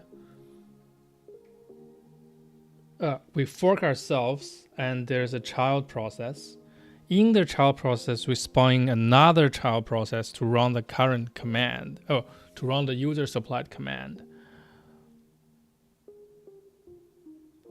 The running of the user supplied command itself could fail. In that case, we're in a child process,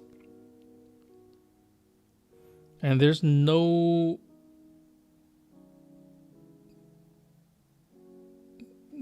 good way to signal to the parent process that the execution failed. Is there? Let's see.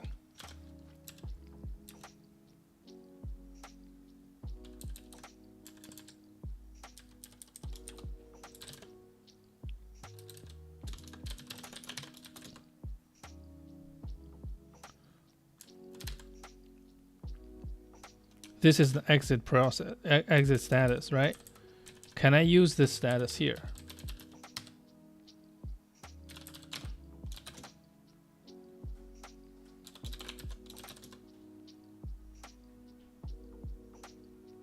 Are you serious?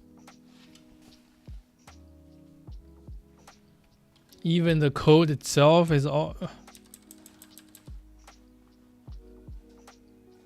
Oh, I see.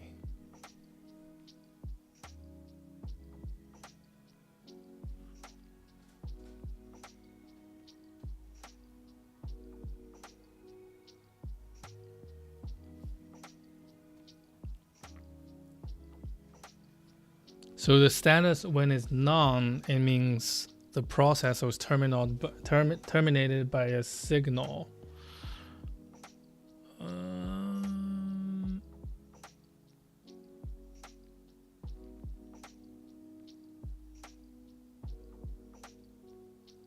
I see.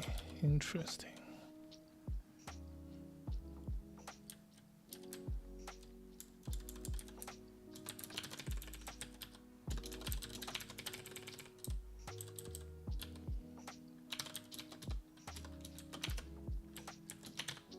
So if we have a code, then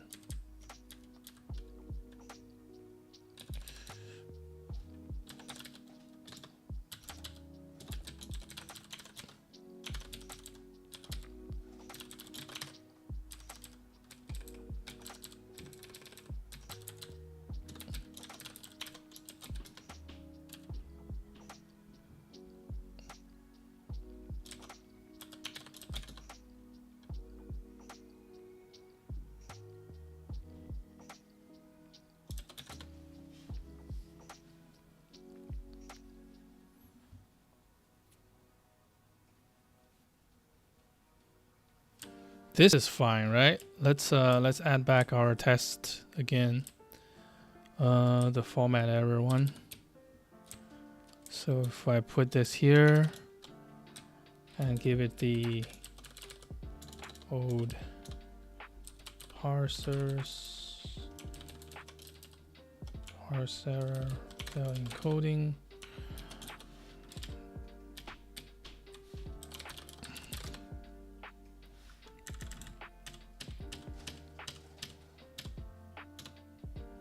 Okay, this still works.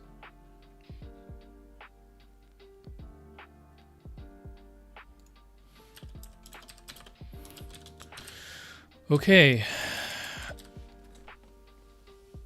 There are a bunch of errors here we should still handle, right?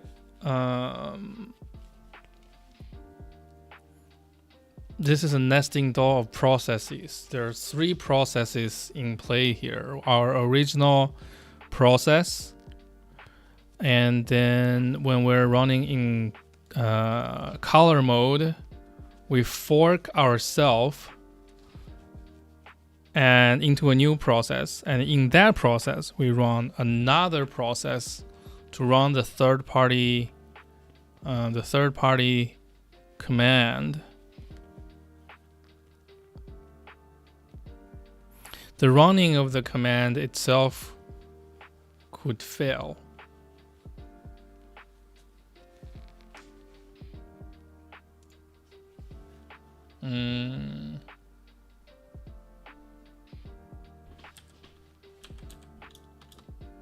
Right? Let's try it. What happens if I run something that doesn't exist?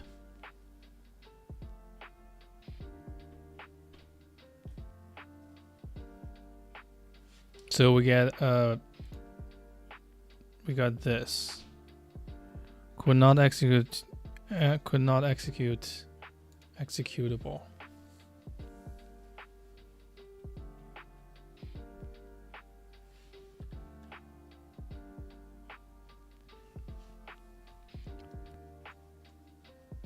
And this output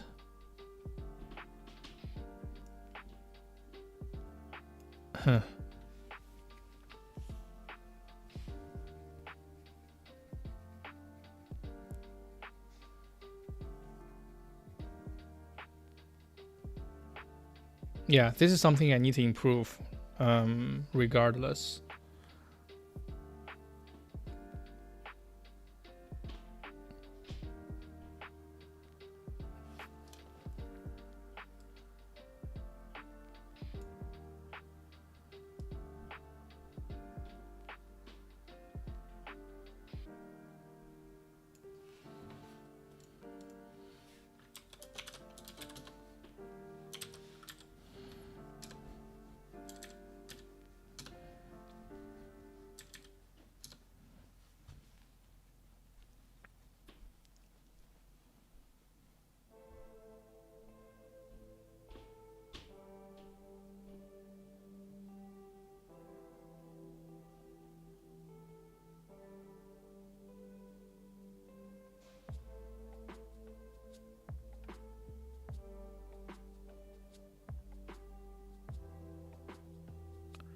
Right, so here there's an error here we're not handling, so we need to handle that error as well.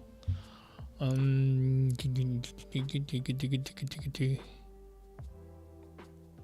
what's interesting is we can get the error,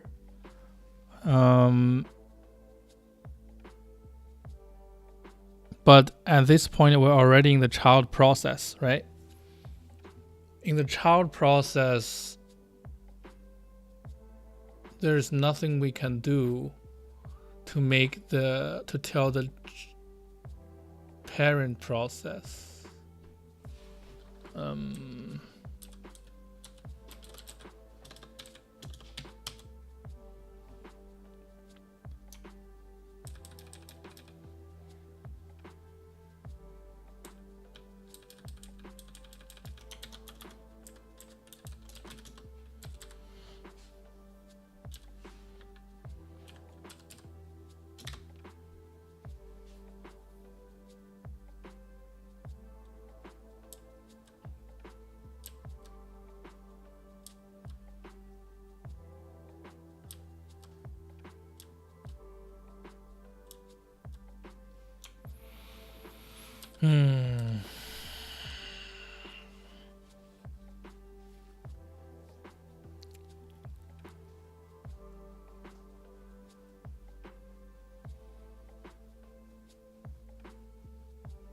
We can come up with some hack, right? So in the child process, if an error happened that we need to handle,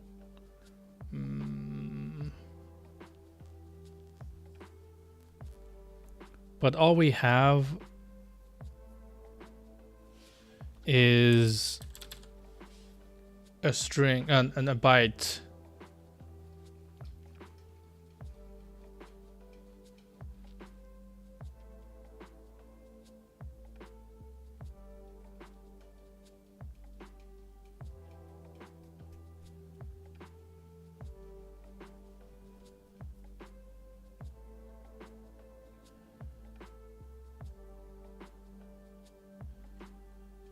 Then we can begin the bytes.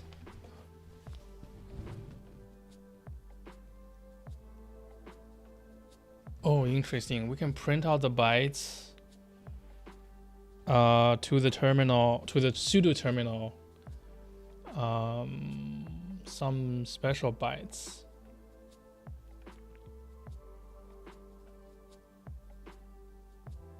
That's very interesting. Okay, so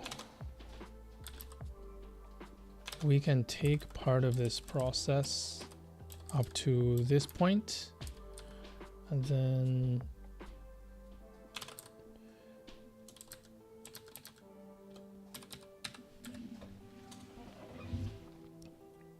let's call this execution result. And then we can match on it.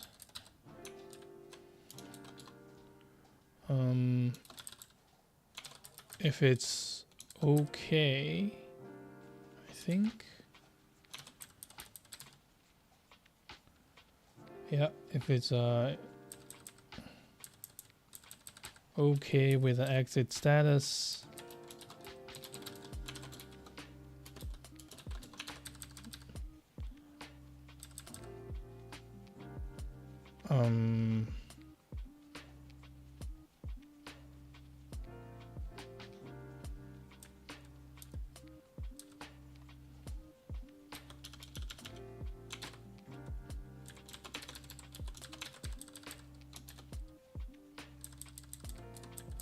Then we do this.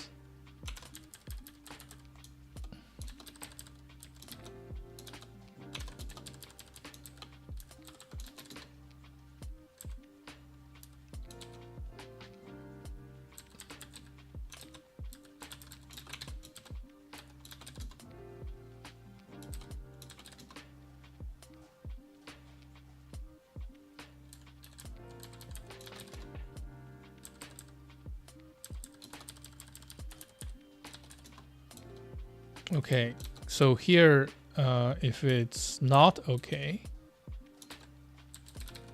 right? This is interesting. In this case, we know that we couldn't execute the error.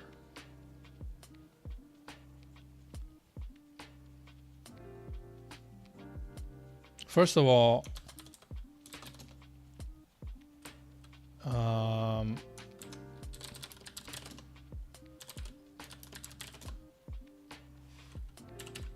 this I think is already better, right? We didn't output any error. It's already better than the default output.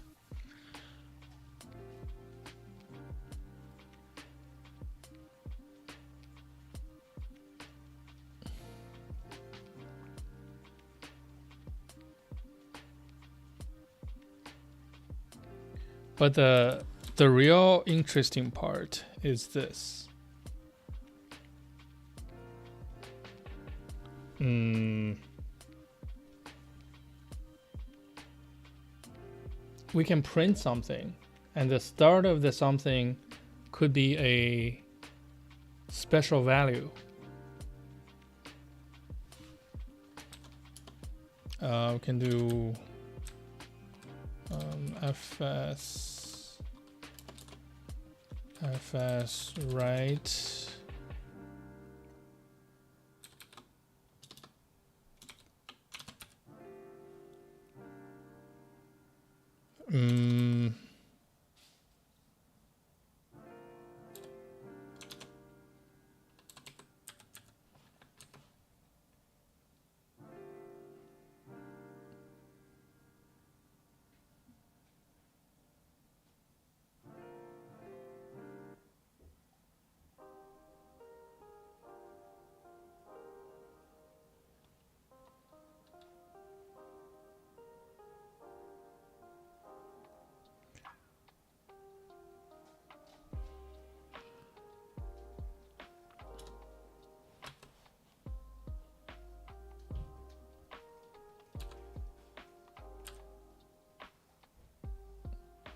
Yeah, I want to write something like dead beef, right?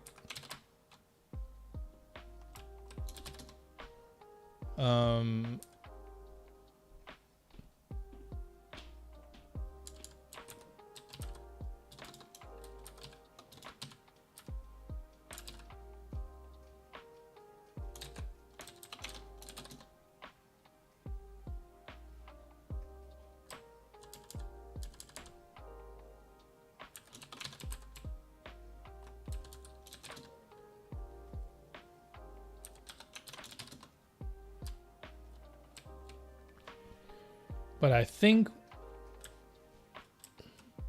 oh, should do it like,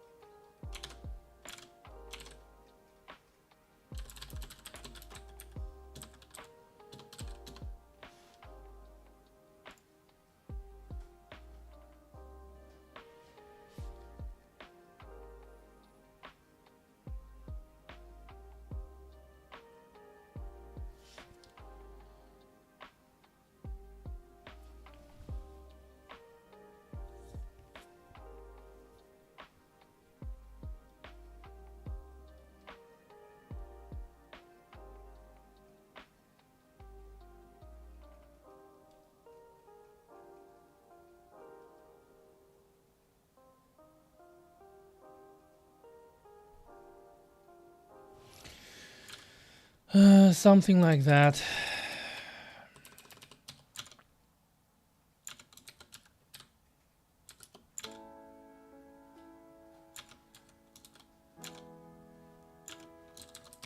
from hex.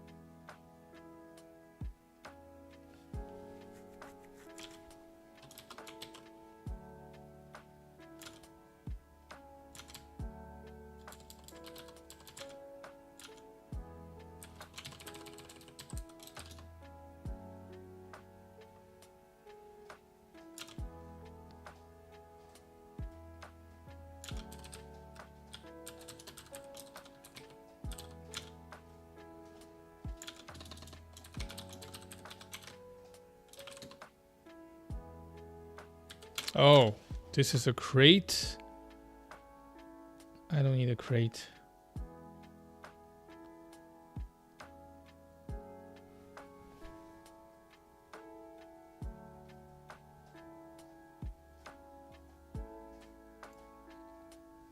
Fine.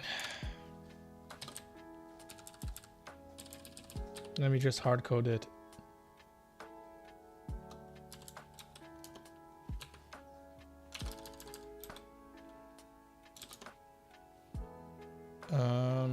It's a U84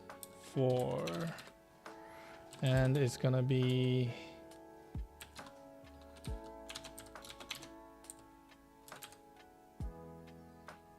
D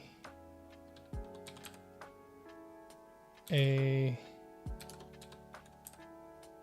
B F.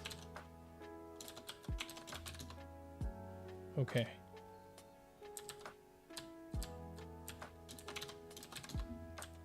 This signal is gonna be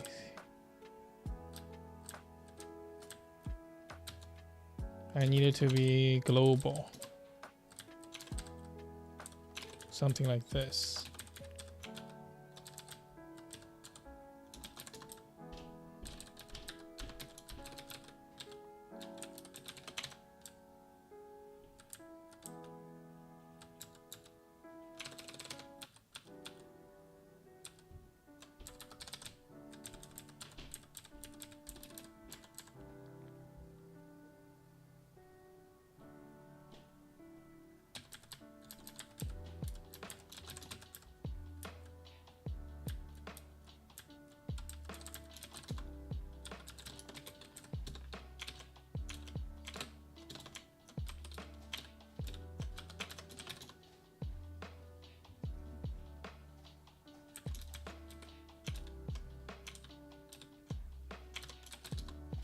Okay. So in the child process, this is some interesting stuff. We first write our signal.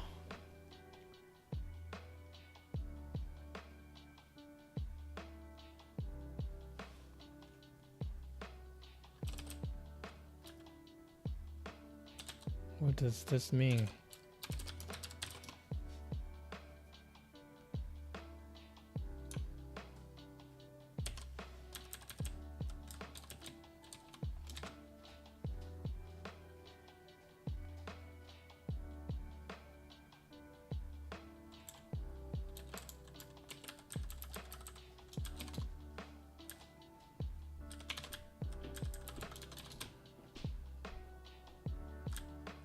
Okay, this is good, right?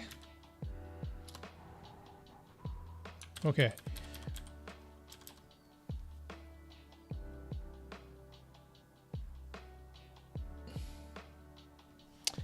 first we write that, and then we write error to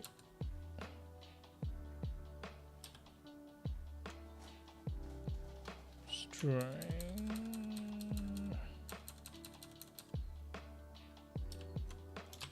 as bytes.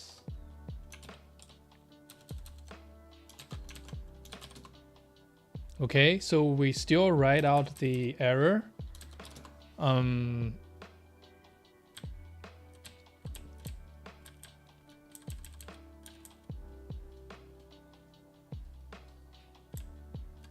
Now we have the output, right?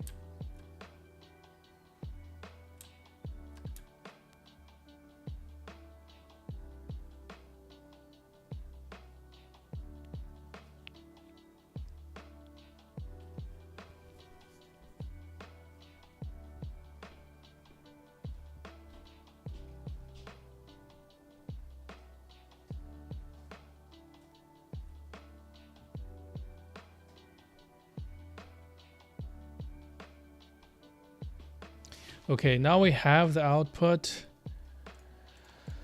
Right, I can get rid of this now.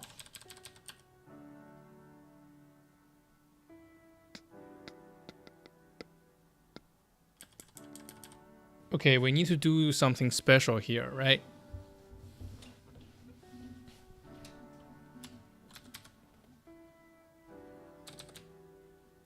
We need to do some special error handling here.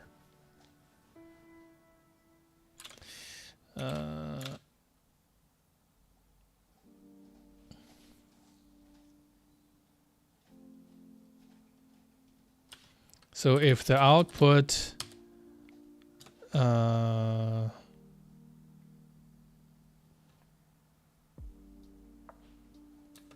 wait, let's do Rust vec slice. I need to take the first 4 bytes, right?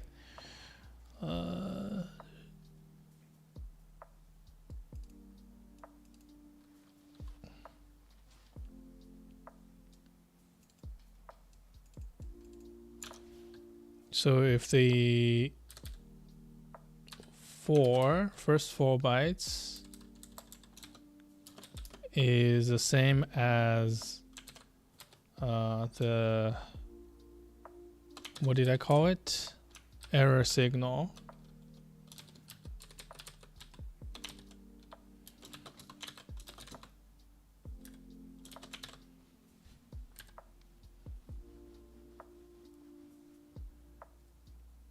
Now we have an error, right?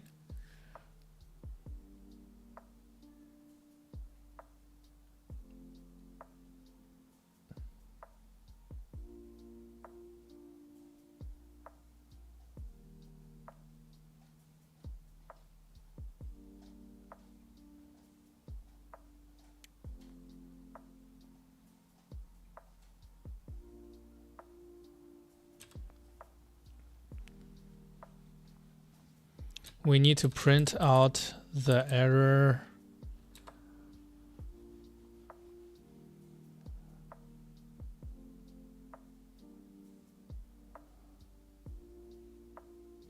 here.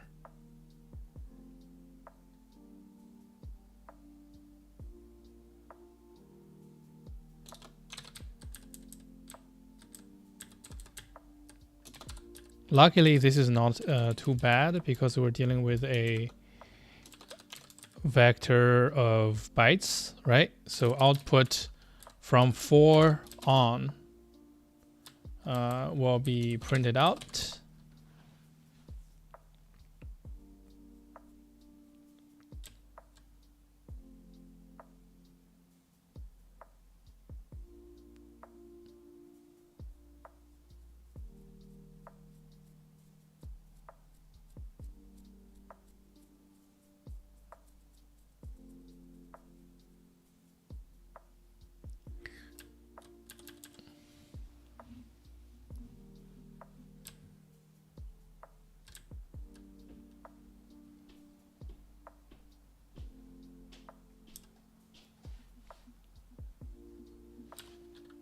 I need to document this pretty heavily. So we are in a child process whose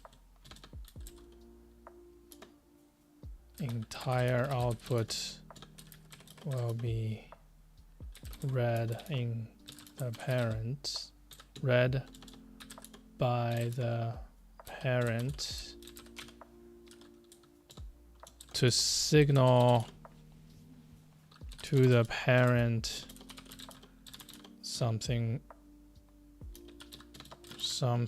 went wrong. We print out a special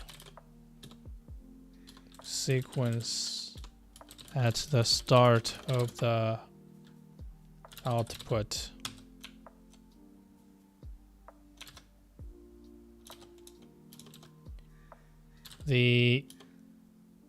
Any error produced by the external command is attached after the error signals sequence. Okay, and this is what we're doing here.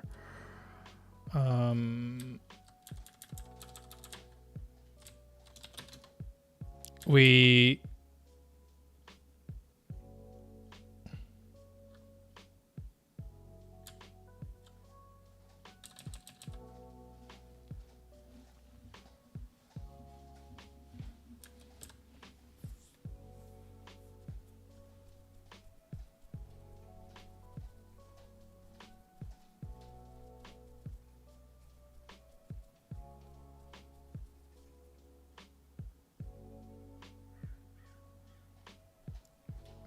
So this is already pretty good, right? Now I can say process exit 1, right? So what should happen now is we run a command that doesn't exist, right? Which will bring us to this branch. In the child process, which is secretly printing out to a pseudo terminal, it will print out a bunch of nonsense sequence bytes here, and then the actual serialized error followed by it. Oh wait, the error actually has a code, right? Wait a minute. What is this error? Hold on. Oh, do I not know what the error is? Kind.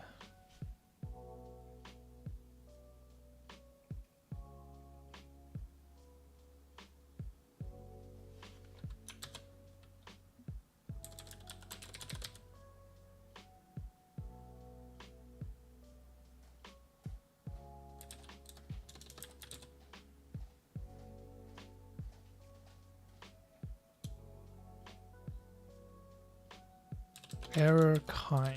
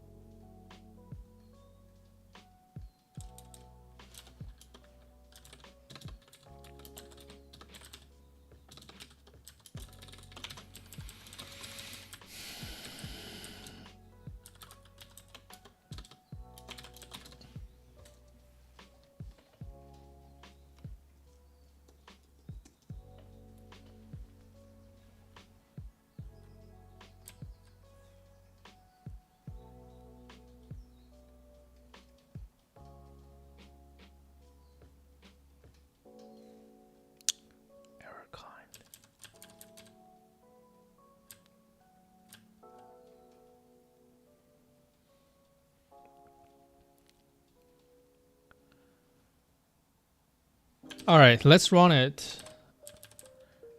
before I get too distracted. So now I should actually output the yeah, the code. Oh no, could not decode out input as a string. No. What? 25.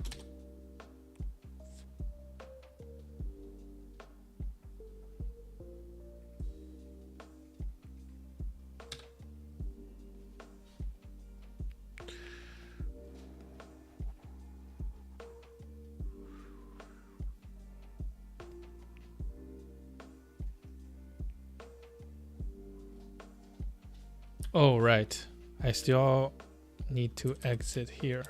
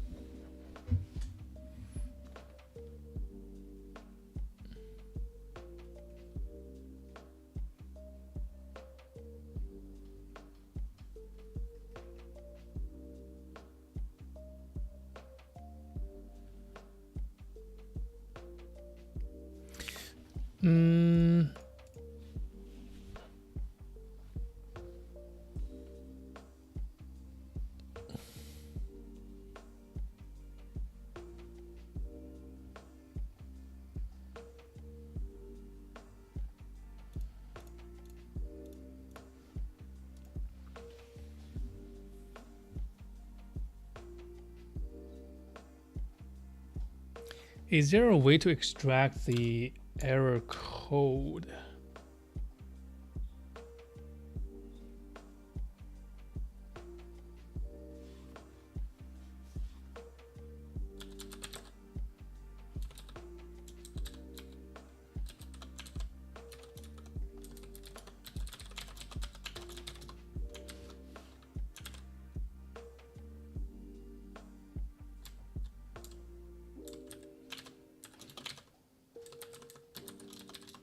I feel like the code is part of the error object, right?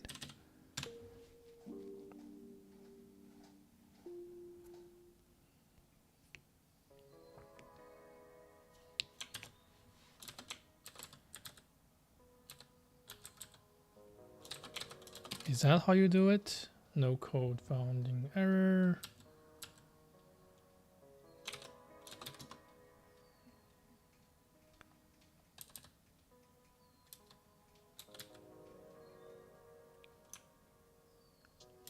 Raw OS error.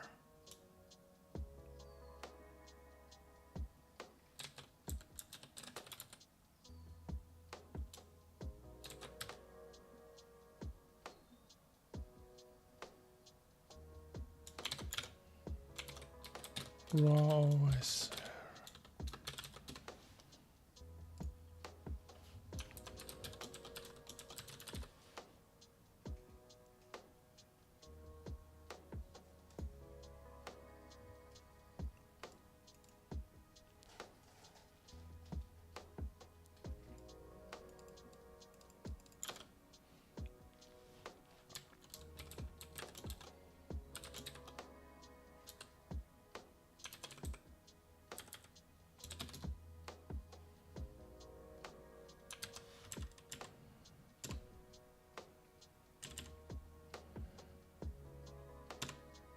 Okay, so we have the error code, which is we can also use that.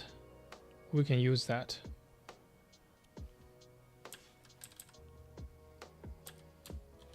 We print out a special sequence at the start of the output, followed by an error code. Okay. Cool.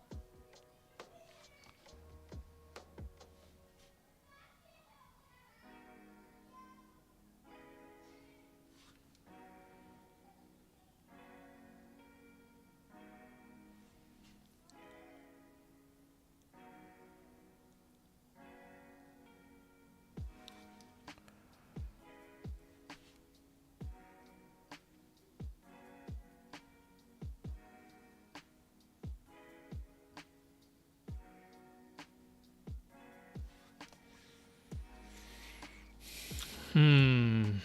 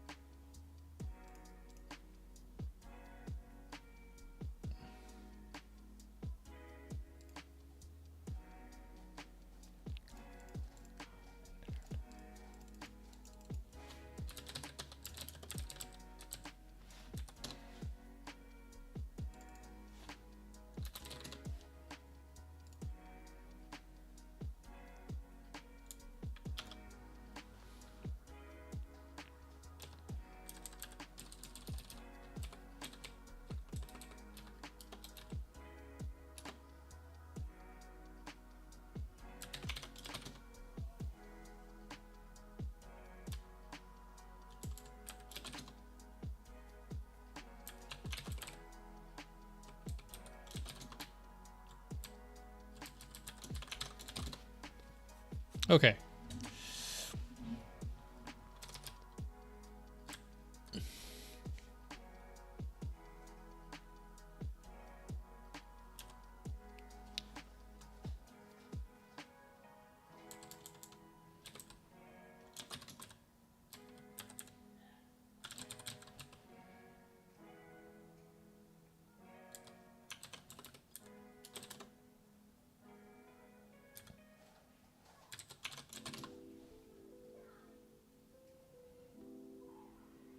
All right, so not only are we outputting the error output,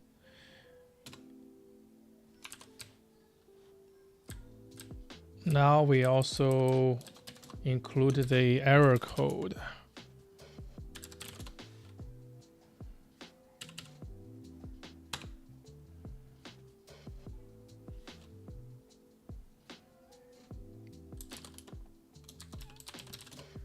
Yeah, no, the error code is also included.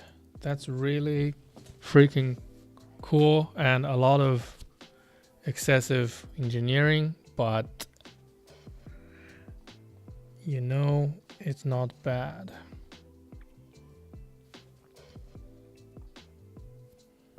But we can attach a little bit more, right?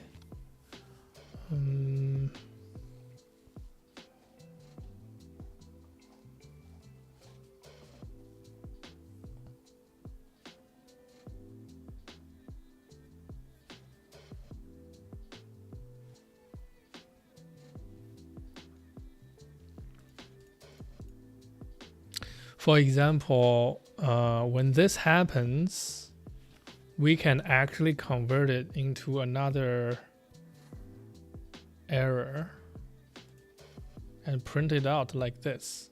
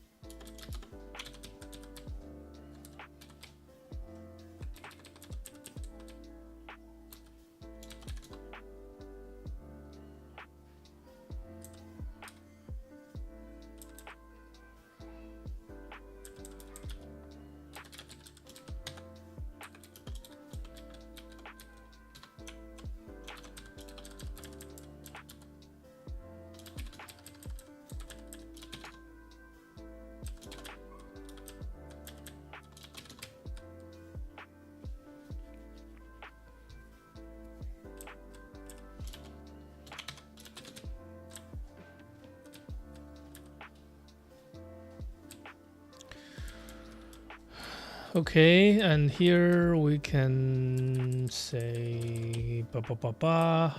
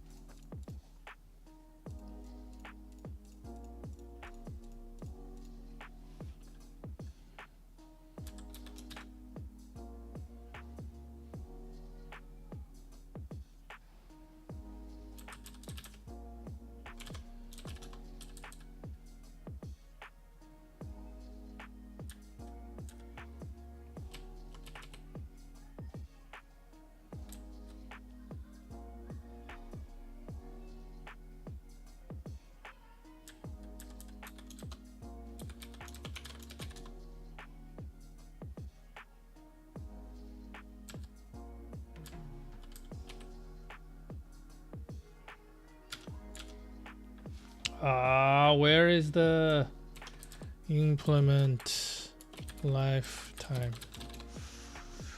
Oh, the syntax soup. Implement.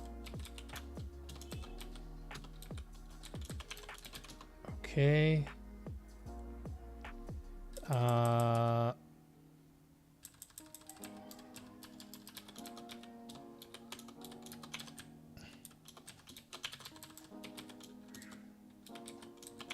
Something like this. Okay.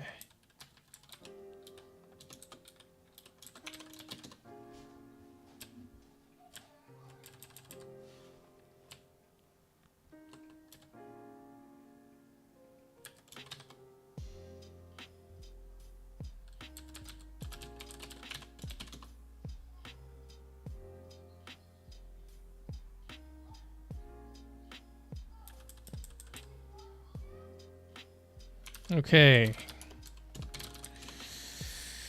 This data with anonymous lifetime used by as long as static here.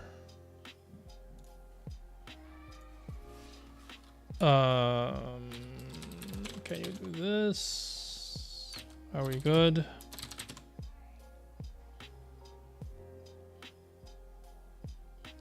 Yeah, borrow value does not live long enough. That makes sense.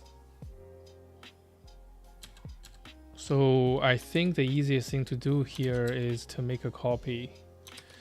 Let me see. All right, so instead of doing this, all this nonsense, right? The best thing to do here is to have this error contain a string. Okay.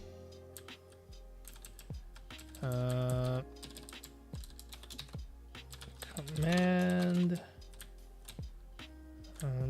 Here we need to include command. Oh, executable to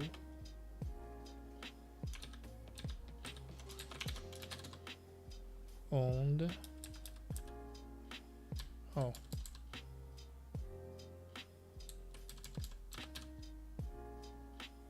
Clone.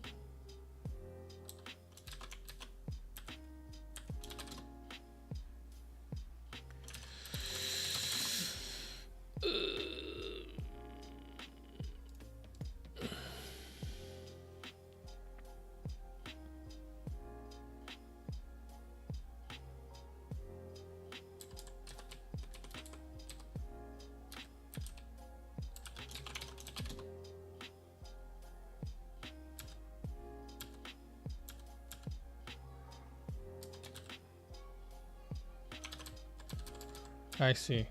Misspelled some stuff.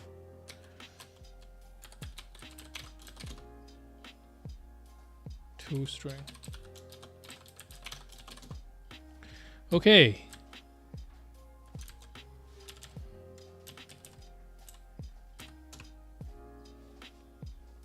All right, the only thing left is this. Can I...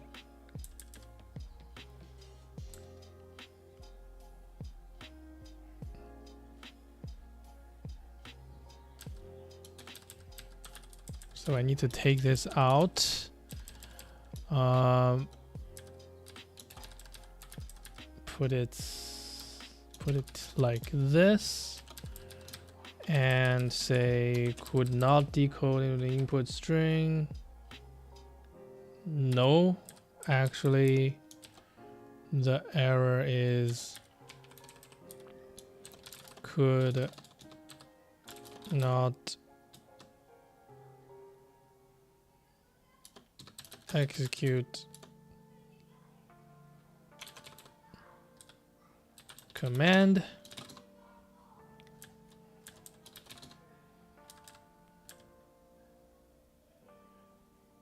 Okay.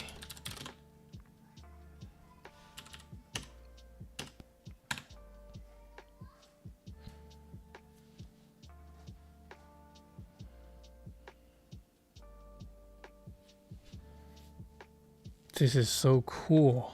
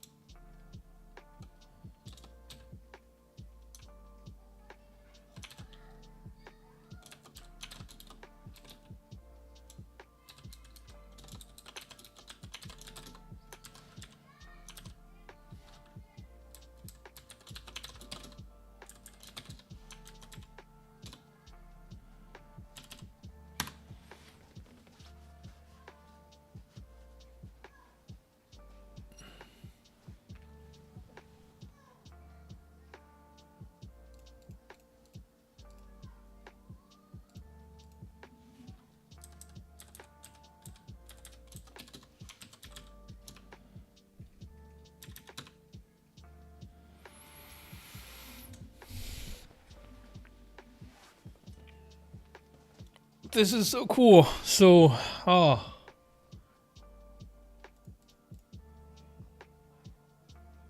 This is very cool.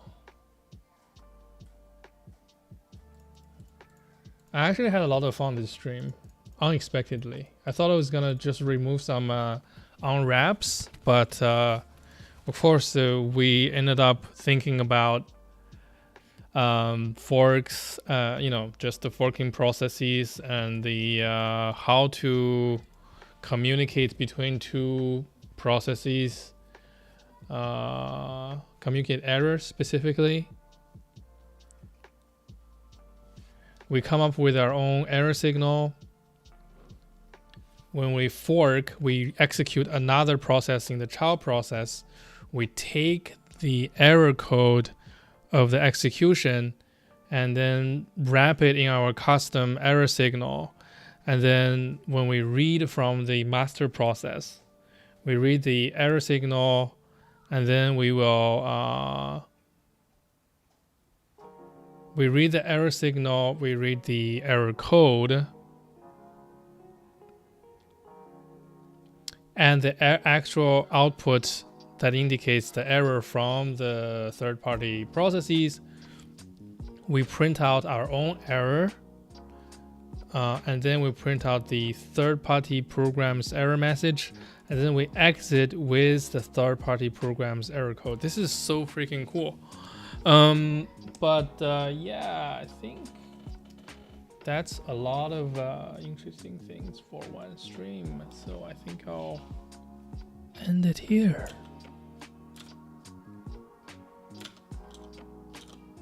All right. Hold on.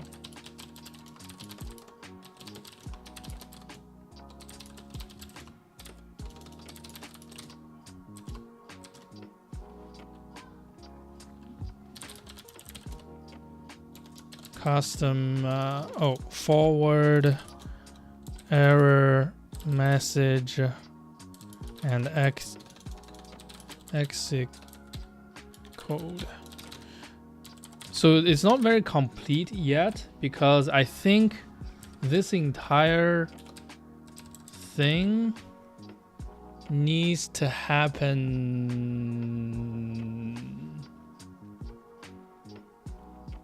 here as well, right?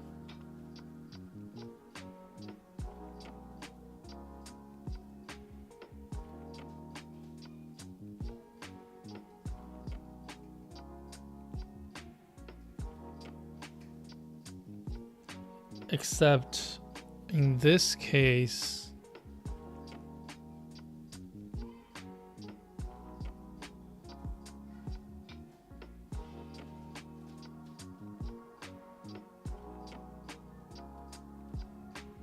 instead of writing the output,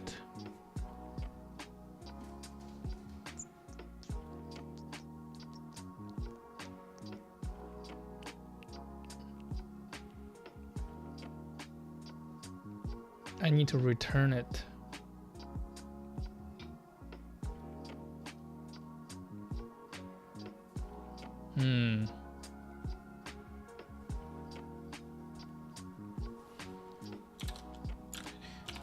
Write to byte buffer rust. Byte buffer.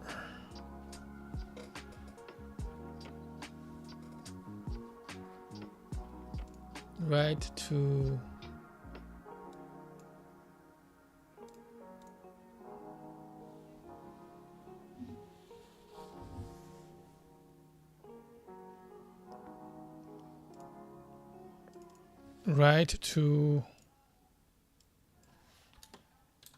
vec u8.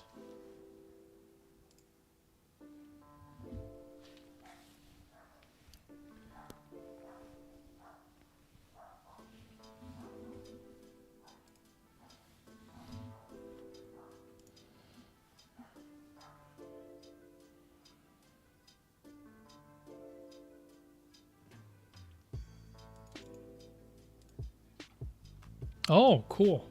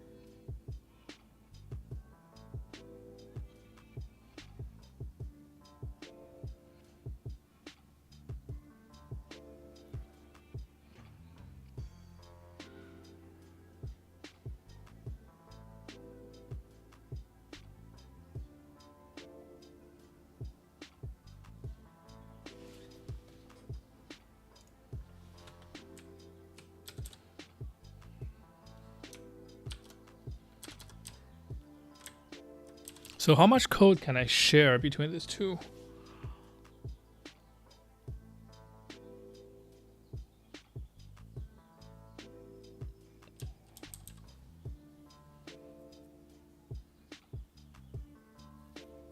So I need to execute the code. I need to match on the result, right?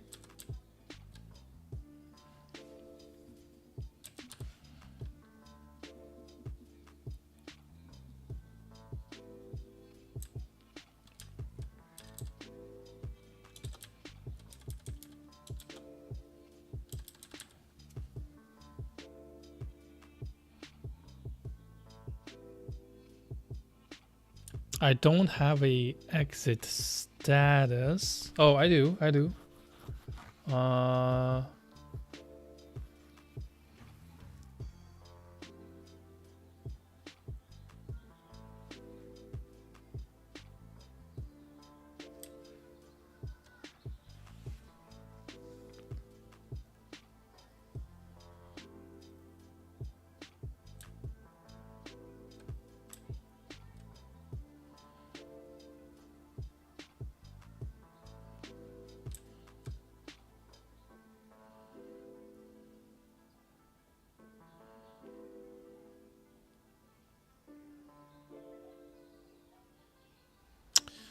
Yeah.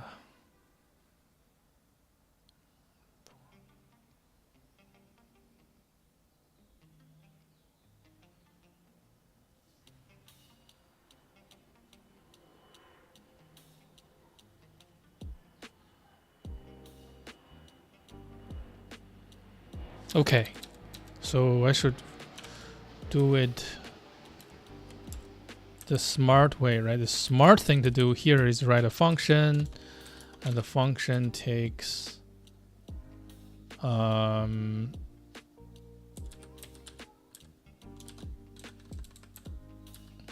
execute third party.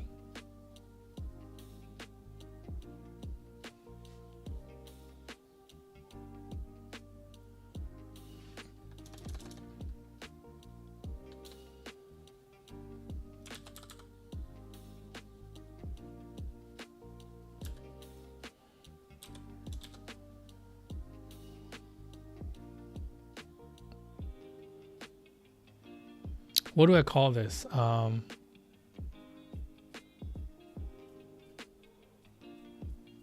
Execute direct simple. Execute simple. It takes the executable, right? And then it returns a buffer, and the buffer returns. So now we run this code, except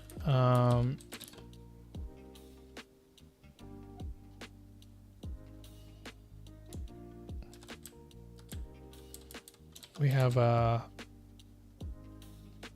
output new.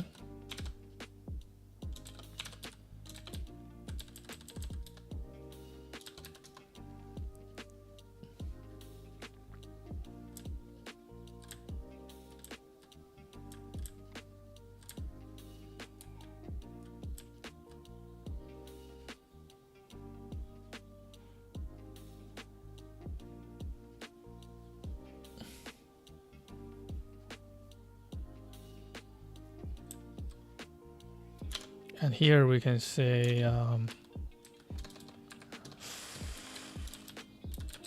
write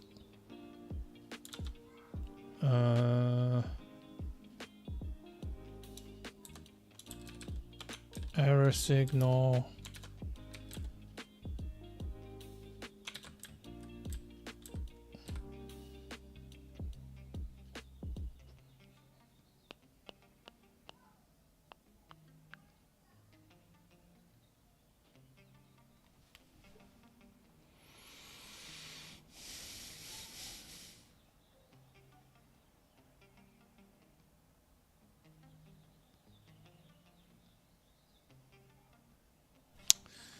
it will also take an output, I guess. Output.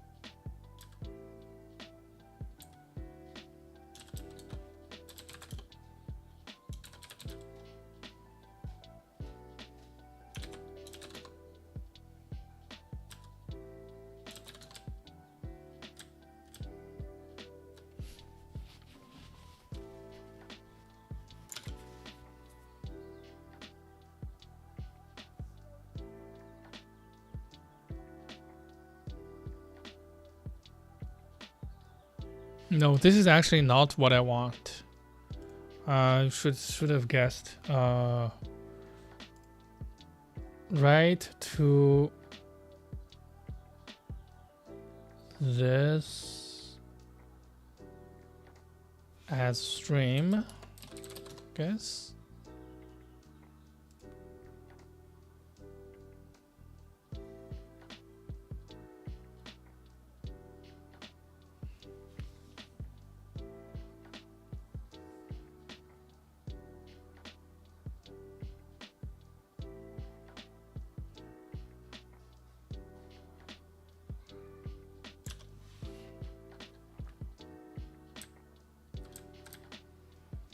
I know it's possible. I mean, feels like it's possible, right?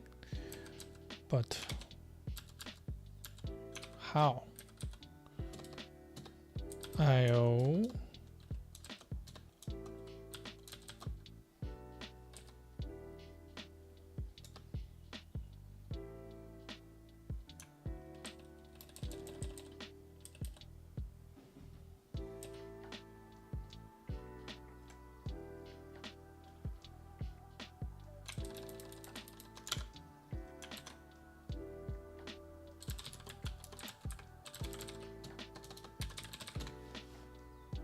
Buff Rider.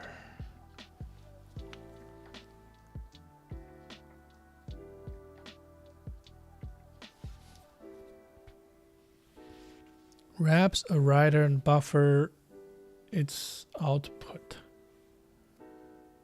No.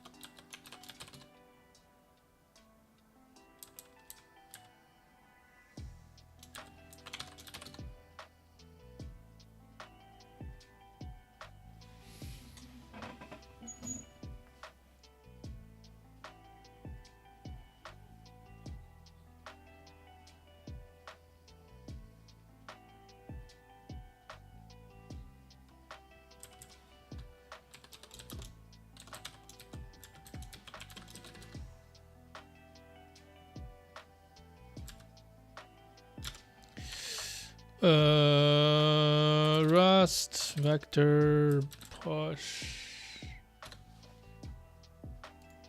I can just push new stuff, right? Push, but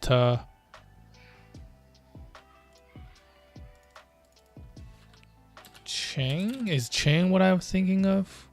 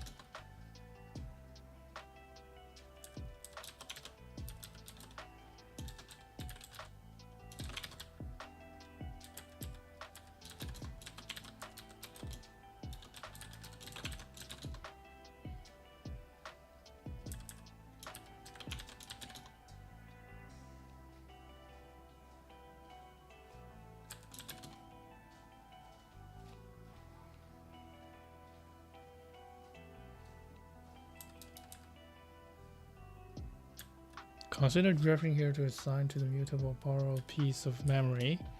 Yes.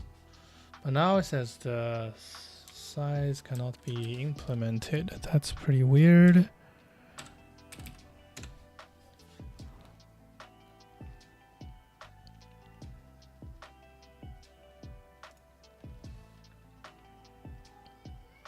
Oh, now it's a vec.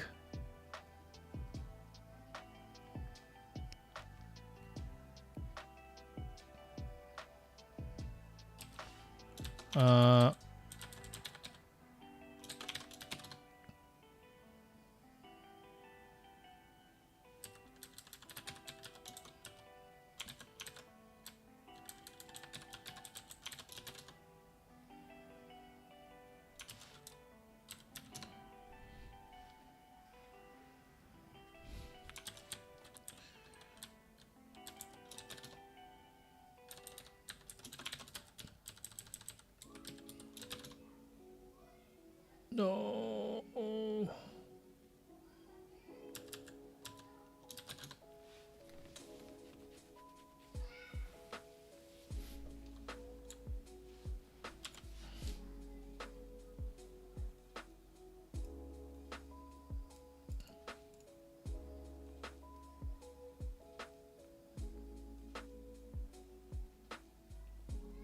Here we go. Extend from slice. That's what it is. Oh my god. Okay. So output extend. No?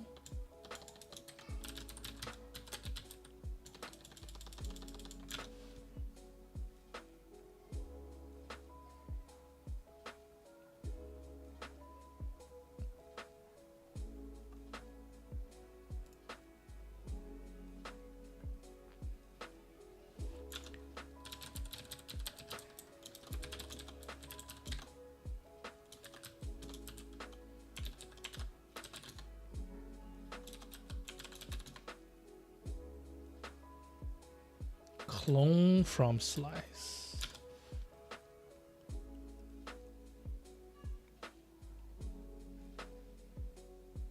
Oh.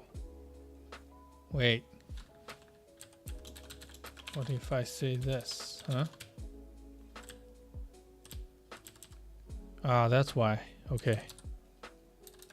And then you can push a new value like so.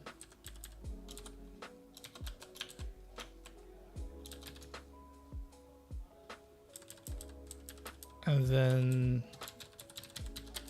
extend from slice this.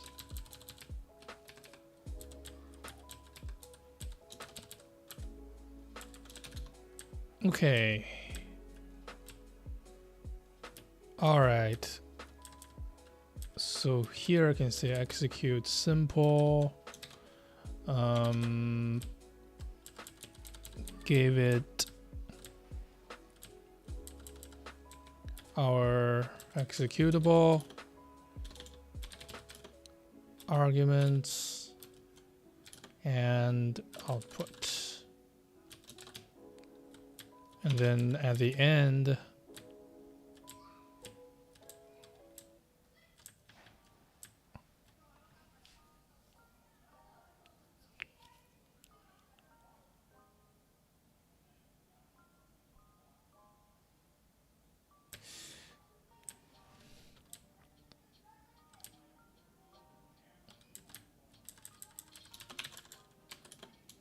we return a option of exit code. Y32. Here we would return some.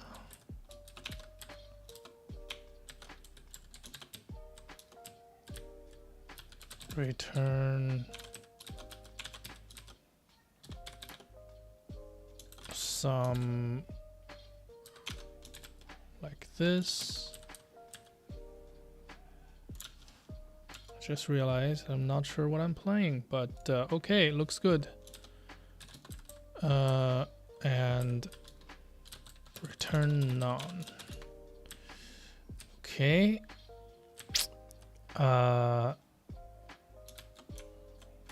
So if some code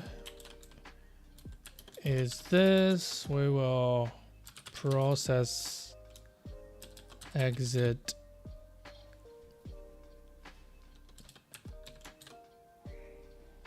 code.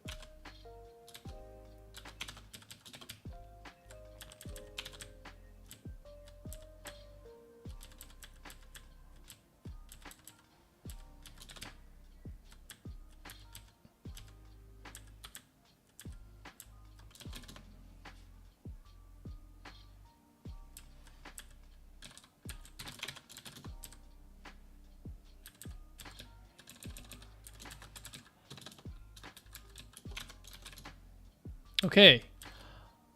Then finally,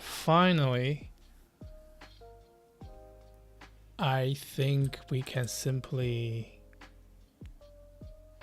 do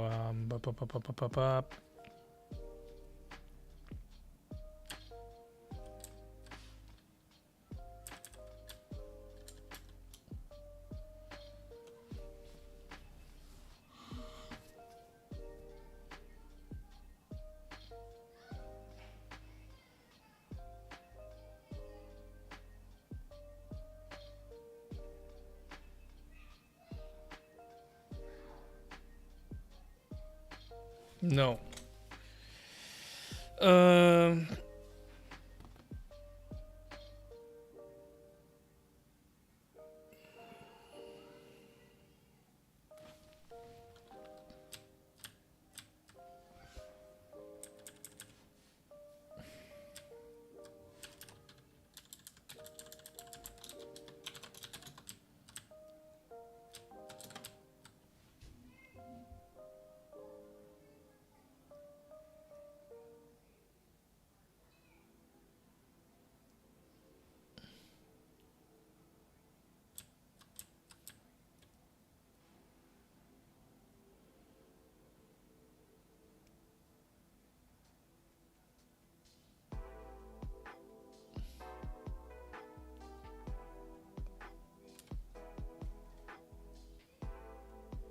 Just realized that we can handle the error the same way here, right?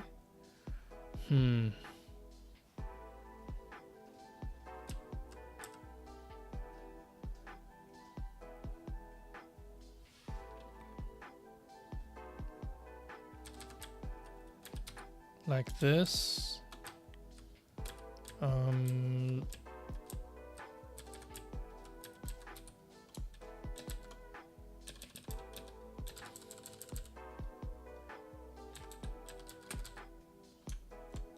Exit code.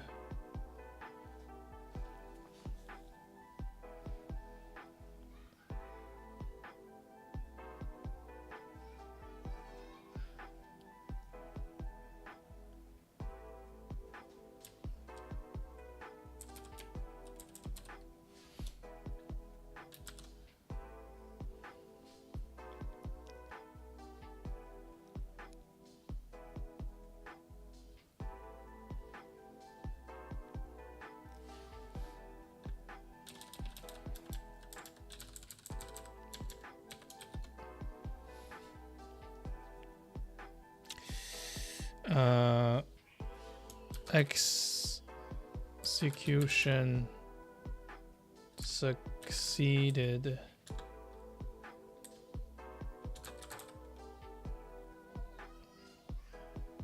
But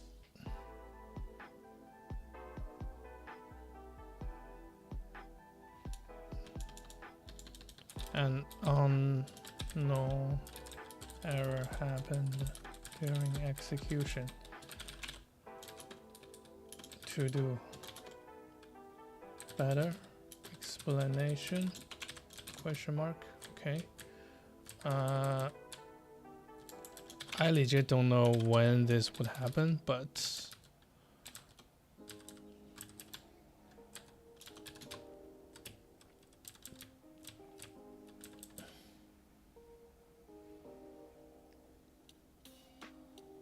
consider adding a leading B.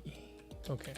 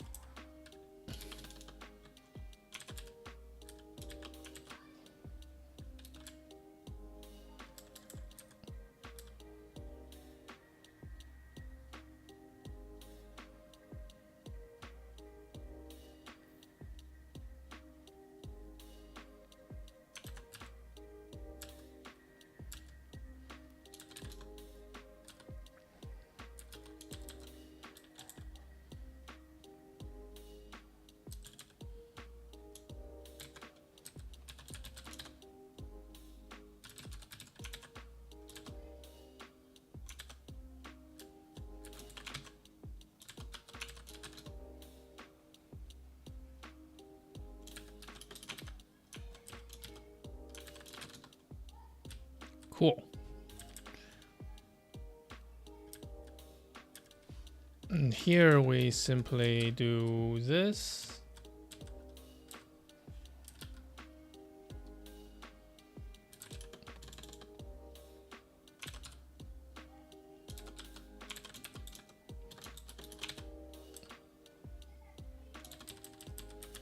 And then return output, right?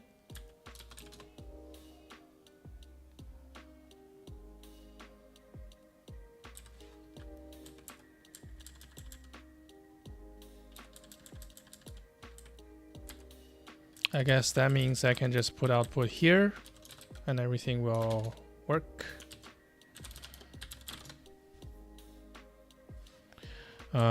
Cargo target something something something. This works.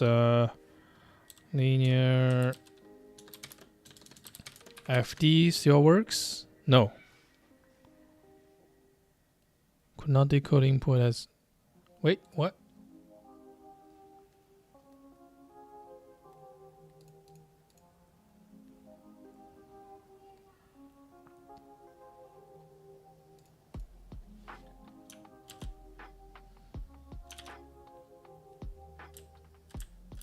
That's my sample error, right? Format error.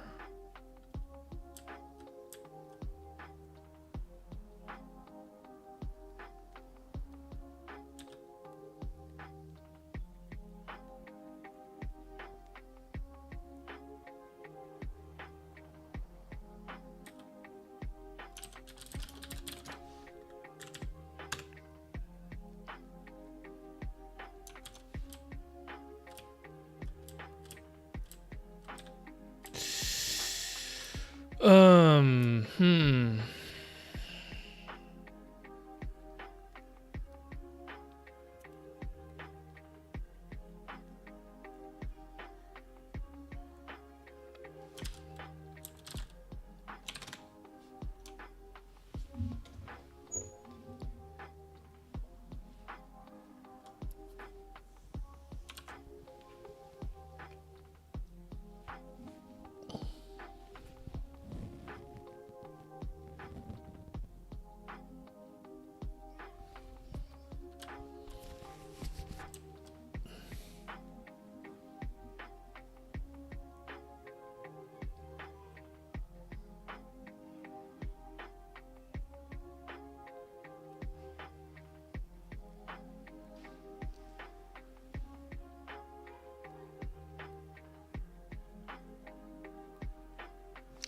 I see. So this should be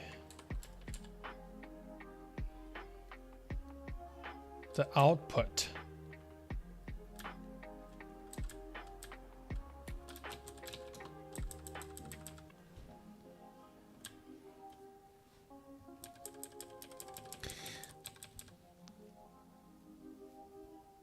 Collect all with output.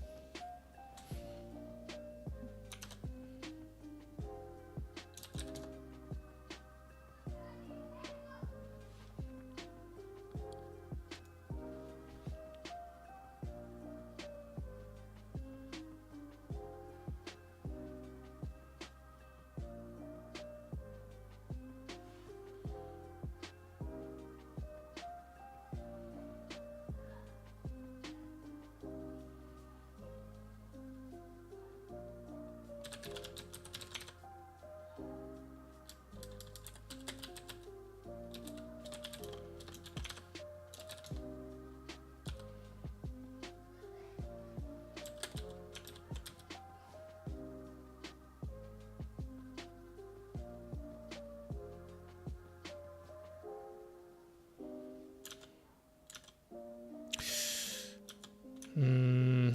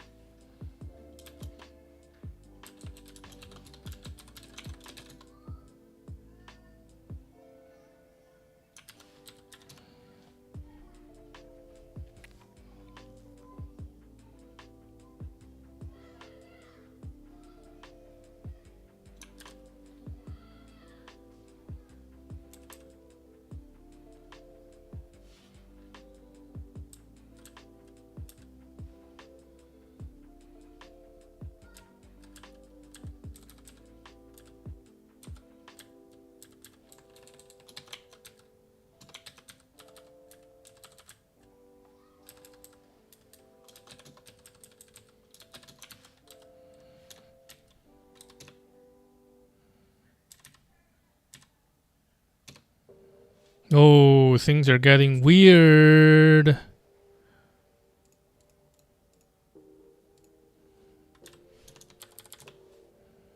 Okay, error still is correct.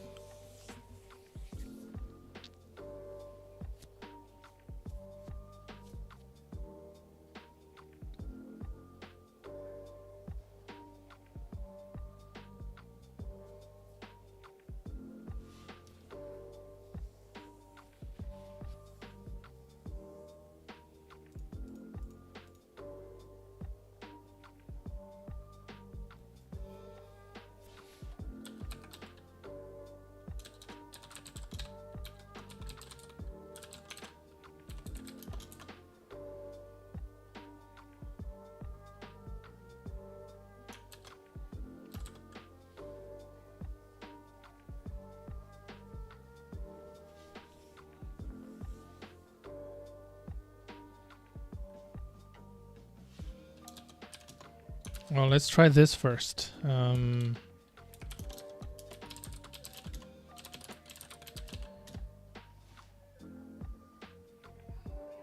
Okay, so this simple path still works.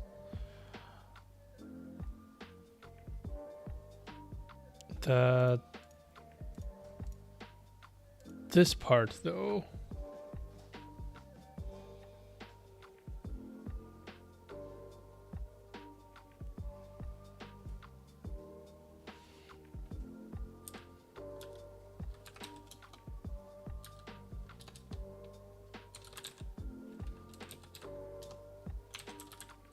If code is 0, isn't 0, is this how you do it? Wait, hold on.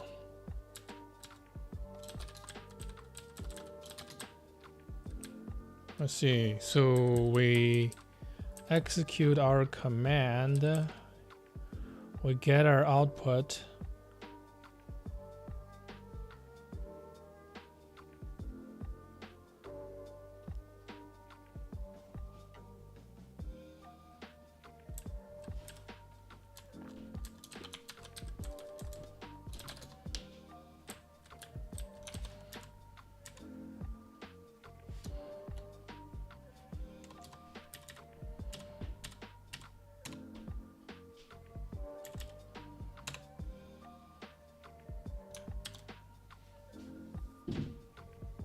Nope.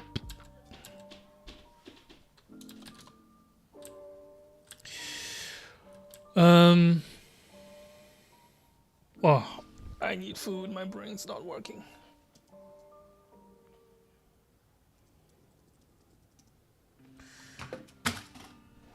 Okay, I need to stop streaming.